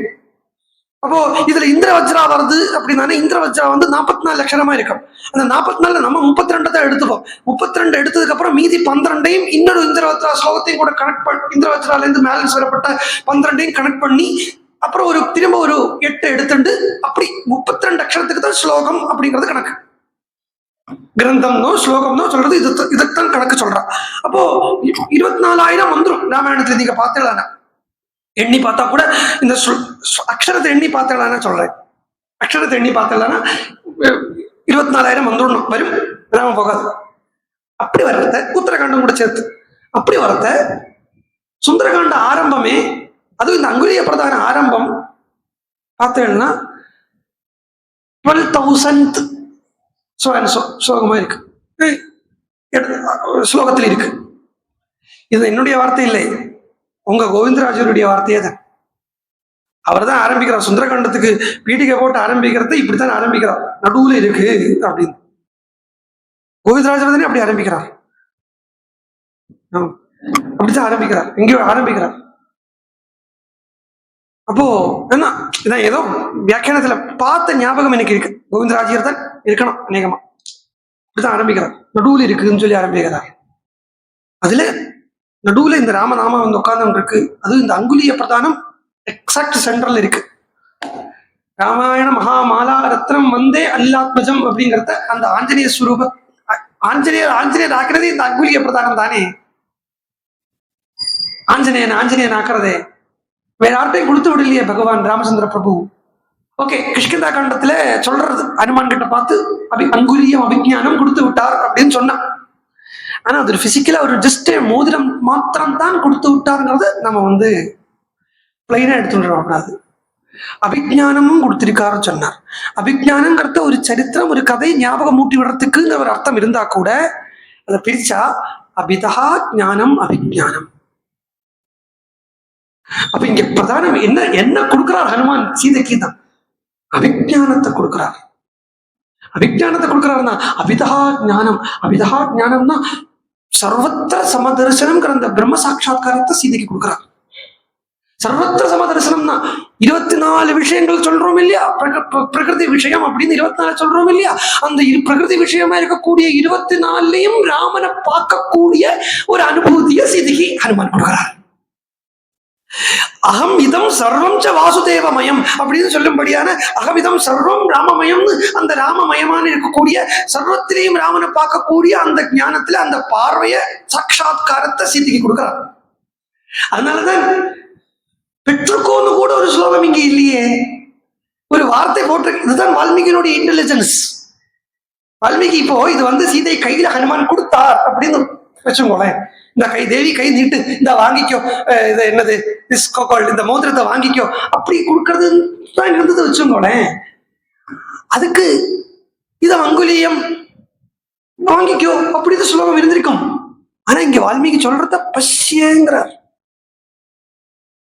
பஷ்யங்கிறதுக்கு அர்த்தம் வேற. பஷ்யன்னா பாரு, பாருன்னா பாரு, சாட்சியா பாரு, வஸ்துவ பாரு, அதனுடைய பொருளை பாரு. பிரம்ம தரிசனம் தானே சொல்றோம், பிரம்ம சாட்சா்காரம் தானே சொல்றோம். அப்ப அந்த சாட்சா்காரத்தை தான் நீங்க கொடுக்கறது. அதுக்கு ராமன்னு பேர் வச்சிருக்கு. எதுக்கு ராமன்னு பேர் வச்சிருக்குன்னா, ஒரு மோதிரத்துல போய் ராமன்னு எழுதிருக்குன்னு வச்சுக்காதீங்க, அது மாத்திரமா வச்சுக்காதீங்க, எடுத்துங்க. சிசத்துக்கு கதைக்கு அது தேவை இருக்கட்டும், ஆனா அதுலயே நின்றுடாதீங்க எப்பவுமே. அந்த சொன்ன மாதிரி ராமாயணத்தை இதிகாச புராணங்களை கையாளர்த்த the sky should not be the limit. ஆகாசம் கூட அதனுடைய எல்லை ஆகப்படாது. என்னன்னா இப்படித்தான் அப்படின்னு நம்ம ஒரு வர போட்டு அந்த இதிகாச புராணத்தினுடைய ஆல் பர்வர்டன்ஸ இதுக்குள்ள ஆக்கிடப்படாது. நம்மளுடைய என்ன யாருக்குமே அல்ப பாஷை வியாக்கியானம் எல்லாம் பண்ணிருக்கா சொன்னா கூட எல்லாருமே மனுஷன் தானே. அப்ப மனுஷன் சொல்றத மனுஷன் வந்து சர்வஜன் கிடையாதே. சர்வஜ சர்வவித் அப்படின்னு உபனிஷத் சொல்றதே பகவான தானே. அப்போ இப்ப வால்மீகியை வந்து நம்ம மனுஷனா பார்க்கவும் முடியாது. வால்மீகியுடைய கதையை பார்க்கறதே ஜஸ்ட் நார்மல் ஹியூமன் பீயிங் இல்லே வால்மீகி பகவான். வால்மீகி சுகர் சொல்றதோ வால்மீகி சொல்றதோ இது எல்லாமே ஒரு தத்துவம். அப்படி அதுக்குங்கிறதுக்காக சுகரோ வால்மீகிக்கிற ஒரு எக்ஸிஸ்டன்ஸ் இல்லைன்னு நான் சொல்லவில்லை. நம்மள மாதிரி இருந்திருக்காதுன்னு தான் சொல்ல வரேன். நம்மள மாதிரி காமத்தோட குரோதத்தோட லோபத்தோட இருந்திருக்காதுன்னு சொல்ல வரேன். என்ன வால்மீகிங்கிறதே அவர் எதிலேருந்து புறப்பட்டு வந்தார் அப்படின்னு கேட்டா அவர் வந்தது சிரவணத்திலேருந்து வந்திருக்கார். வால்மீகியே என்னத்தினுடைய சொரூபம் அப்படின்னு பார்த்தோம்னா இன்னைக்கு சத்த முன்னாடி சொன்னேனே, சிரவண மனன நிதித்தியாசத்தினுடைய சொரூபம் வால்மீகி பகவான். அதுவும் இந்த மகாபிராண சக்தியினுடைய கனெக்ஷனே வால்மீகி கிட்ட இருக்கு. அவர் எங்கிருந்து வந்தாரு சொன்னா, வால்மீகம்னா என்ன, புத்து எறும்பு புத்து, அதுலதான் பாம்பு இருக்கு. புத்துல இருந்து வந்திருக்கார். அந்த புத்து இருக்கு இல்லையா, அந்த புத்தத்தான் பூமியினுடைய காதுன்னு சொல்லப்படுறது. பூமியினுடைய காதாக நம்ம சொல்றது இந்த புத்த. அப்ப காதுன்னு வந்துட்டாலே அதுக்கு சிரவணம் இருக்கு வச்சுக்கோ. அதுக்குள்ள உட்கார்ந்து விசாரம் பண்ணிட்டு இருக்கார் அப்படின்னா, மராது விசாரம் பண்ணாரா, அது நெருக்கி சொல்லிட்டு புரிஞ்சு போயிடுத்து. அது விசாரம் பண்றதே அங்க மனநம்னு ஒண்ணு இருக்கு. அந்த மனநம் என்ன ஆயிடுத்து, மரணத்தை பத்தி உண்டான மனநம் அது திரும்பி போட்டு ராமங்கிற அந்த நிதித்தியாசத்தை கொடுத்துடுத்து. அந்த நிதித்தியாசத்திலேருந்து வெளில கிளம்பி வரார் வால்மீகிங்கிறத இந்த ராமாயணம் அவருக்கு ஹிருதயத்துல சாட்சா்காரம் ஆகிறது. சிரவணம், மனநம், நிதித்தியாசம், ராமாயண சாட்சா்காரம். இது எல்லா ரிஷிகளுக்குமே இதுதான். அப்ப சுகருங்கிறதே ஒரு தத்துவம் அப்படின்னு நம்ம சொல்லிட்டோம்னா, நம்மள மாதிரி ஒரு கர்ப்பத்திலேருந்து வல்ல சுகர். இது தேவி பாகவதமே சுகருடைய ஜனனத்தை சொல்றது அப்படி இருக்கட்டும். ஏன்னா அப்போ கேட்போம், நம்ம படம் எல்லாம் பாக்குறோம், எந்த கற்பனையினுடைய பெரும்பாலும் அந்த கற்பனை அதுக்குள்ள உட்கார்ந்து இருக்கு. படம் வரைக்கிறத ஒரு மனுஷனுடைய தலையை நீக்கிட்டு அந்த தத்தை கிளீனுடைய தலையை வச்சு நம்ம வரைச்சு வச்சுட்டு இருக்கோம். யமனுக்கு கொம்பெல்லாம் வச்சு எப்படி வரைச்சு வச்சிருக்கோமோ அதே மாதிரி இது சுகருக்கும் வளைச்சு. வாஸ்தவத்துல சுகஹா அப்படிங்கிறது ஒரு பெரிய தத்துவம். என்ன தத்துவம் அப்படின்னா, உள்ளது உள்ளபடி சொல்லுற தத்துவம். நீங்க ஒரு கிளியை கூப்பிட்டு வச்சு அதுக்கு ராமா அப்படின்னு நீங்க சொல்லி கொடுத்தீங்கன்னா, இப்ப மனுஷனாக்கும் நீங்க ராமா அவர்கிட்ட சொல்லிக்கோல அப்படின்னு நம்ம சொல்லணும்னா, நீங்க ராமா சொல்லிட்டு அவர்கிட்ட ராமான்னு சொல்லுவேன். அவர்கிட்ட போறத அது ஸ்ரீராமான்னு ஆயிடும். இது ஔபச்சாரிகமா ஸ்ரீ சப்தத்தை கூட போடாமைக்கு அங்க நாராயணன் கிட்டே இருந்து எப்படி ஹிருதயம் ரகசியம் அங்கம் அப்படின்னு ஹிருதயத்திலிருந்து ஹிருதயத்தால பிரம்மாவுக்கு கொடுக்கப்பட்டதோ அந்த பகவத் ஸ்வரூப ஞானமாக்கும் பாகவதம். அந்த பகவத் ஸ்வரூப ஞானமாக இருக்கக்கூடிய அந்த பாகவதத்தை உள்ளத உள்ளபடி சொல்ல வேண்டியது கடமை. அது சுகர். அதேதான் நீங்க சிரவண மனன நிதித்தியாச அனுபவத்தை உள்ளத உள்ளபடி சிஷ்யாளுக்கு கொடுத்தார் வால்மீகி. அப்போ இந்த மோதிரம் அப்படிங்கறத ஜஸ்ட் ஏதோ ஒரு தங்க மோதிரம். என்ன எனக்கு எங்க ஒரு டவுட் வருது தெரியுமா, நீங்க ராமன் அது எனக்கு கிளியர் ஆயிடுத்து, பட் நான் அதை ரொம்ப பப்ளிக்கா சொல்ல முடியாத ஒரு சிச்சுவேஷன்ல நான் இருக்கேன். அதுதான் ரொம்ப அந்த உண்மையை சொல்லிட்டேன்னா ரொம்ப மனசு உடஞ்சு போயிடும் உங்களுக்கு. அதனால நான் அப்படி சொல்றது இல்லை. எனக்கே கொஞ்சம் மனசு வருத்தம் தான் பட்டுது. அதெல்லாம் ஆழ்ந்த தியானத்துல உங்களுக்கு தானாவே கிடைச்சிக்கும். அதனுடைய எல்லாம் உங்களுக்கு கிடைச்சிக்கும். அந்த ரெவரன்ஸோட அது வேணும், அதை தெரிஞ்சுக்கணும் அப்படிங்கிற அந்த ஆசையோட பகவான் கிட்ட பக்தி பண்ண அந்த தியானத்துல, ஆழ்ந்த தியானத்துல அந்த வாஸ்தவமான ஸ்திதி உங்களுக்கு உள்ள கிடைச்சிக்கும். பட் ஒரு டவுட் நான் உங்களுக்கு போட்டு வச்சுடுறேன். ராமர் அயோத்தியில இருந்து கிளம்புறத எல்லாத்தையும் தான தர்மத்தை பண்ணிட்டு வந்தாருன்னு நம்ம சொல்றோம். கிஷ்கிந்தா கண்டத்துல ஹனுமான் ராமனை முதல்ல பாக்குறதையே பூஷணங்கள் எல்லாம் பூஷிக்க வேண்டிய தேகத்துல ஒரு பூஷணங்கள் கூட இல்லையேங்கிறத இந்த மோதிரம் அப்ப எங்கேருந்து வந்தது? ஜஸ்டே ஒரு மோதிரத்தை தான் ராமன் கொடுத்திருக்கார் அப்படின்னா இந்த மோதிரம் அப்ப எங்கேருந்து வந்தது? இதுதான் புதிர். வால்மீகி அங்கங்க புதிர் போடுவார். அதை ஜாக்கிரதையா கவனிச்சோம்னா அட்லஸை வச்சு ராமாயணத்தை பார்த்தா சரியாகவே வராது. ஏன்னா இது பிராகிருதமா நடக்கக்கூடிய ஒரு விஷயம் இல்லை. பிராகிருதமா வேணா நடந்திருக்கலாம், நடந்திருக்காம இருக்கலாம். ஆனா எல்லாமே அப்ராகிருதம் உள்ள நடக்கக்கூடிய விஷயம் அப்படின்னு நமக்கு தெரியும். ஒரு அட்லஸ் வச்சு ராமாயணத்தை பார்க்க வேண்டிய தேவை இருக்காது. ஏன்னு சொல்றேன், சுயம்பிரபாவனுடைய குகையிலேருந்து இவ வெளியில இறங்கி வராங்கிறத அன்னைக்கே சொல்லிட்டு திருப்பி சொல்றேன். சுயம்பிரபாவனுடைய குகையிலேருந்து இவ எல்லாரும் வெளியில இறங்கி வரா அப்படிங்கிறத அவள் சொல்லி காட்டுறா. அதோ பாரு ஹனுமன், அதோ விந்திய பர்வதம் தெரியறது பார்த்தியாங்கிறா. விந்திய பர்வதம் இங்க எங்க வந்தது?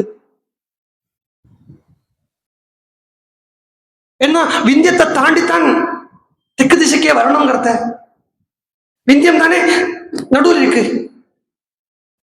விந்தியம் தான் சவுத் இந்தியா நார்த் இந்தியாங்கிறத ரெண்டா காட்டுறது.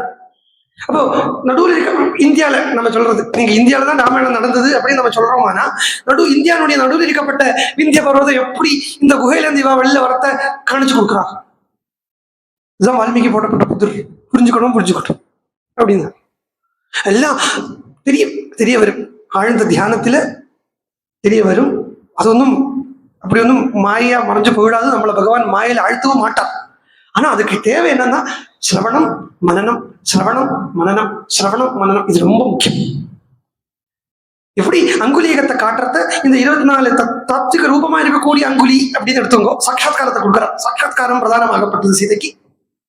சாட்சாத்காரமாக பிரதானமாகப்பட்ட உடனே அதுவும் சொல்றா, கிரஹீத்வா பிரேக்ஷமாணாசா பர்துக்கர விபூஷிதம். வார்த்தை வந்துட்டா, பர்த்தாவனுடைய கரத்துல விபூஷிதமாக இருக்கக்கூடியது அப்படின்னு இருக்கிறத ராமனுடைய கைக்கு எது பூஷணம்? ஒரு மோதிரத்தை தான் ராமனுடைய கை அழகுபடுத்துமா? தங்க குடத்துக்கு பொட்டு வேணுமா கேட்போம் இல்லையா? ராமனுடைய கைக்கு அழகுபடுத்துறதுக்கு ஒரு மோதிரம் தான் ஒரு விஷயம். ராமனுடைய கைக்கு பூஷணம் எது தெரியுமா? அபயம். அந்த கை அழகே அதுதான். அப்ப என்ன எடுத்துட்டா சீதை? அபயத்தை எடுத்துட்டா சீதை. பகவத்ல கடைசியில அது ஸ்லோகம் வருதே, அது அபயம் அமிர்தம் அசோகம்.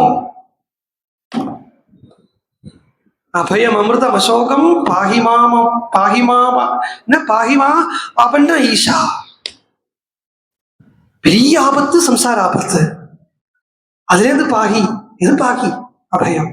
அப்போ ராமனுடைய ஹஸ்த பூஷணமாக அந்த அபய ஹஸ்தம் கிரகித்துவா அபயத்தை எடுத்துண்டு ஈக்ஷமானா சொன்னா போரும். பிரேக்ஷமானாங்கிறார் வால்மீகி பகவான். எங்க உபசர்க்கத்தை வச்சாலும் அங்க இன்னொரு விஷயம் இருக்கு. பிரேக்ஷமானா ஆசா பர்த்துக்கர விபூஷிதம். அது என்னவா எடுத்துட்டான்னா, அந்த அபயம் வேற ராமன் வேற இல்லை, அந்த அமிர்தன் வேற ராமன் வேற இல்லை.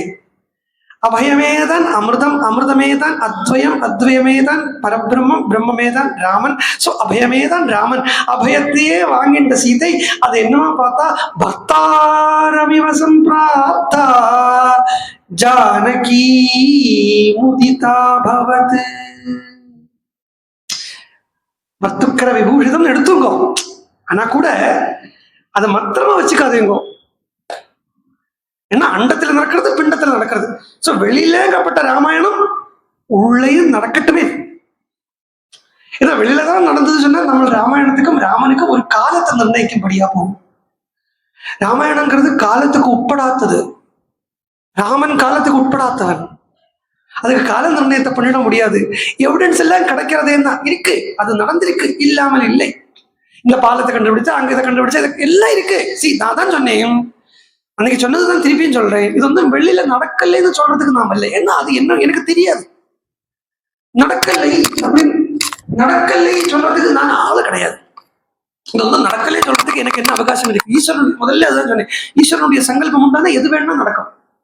ஆனா நான் என்ன சொல்றேன், வெளியில மட்டும்தான் நடந்திருக்குது இல்லைங்கிறேன். அது ஏத்துக்க முடியுமா இருக்கு இல்லையா? ஏத்துக்க முடியும்படியா இருக்கு இல்லையா?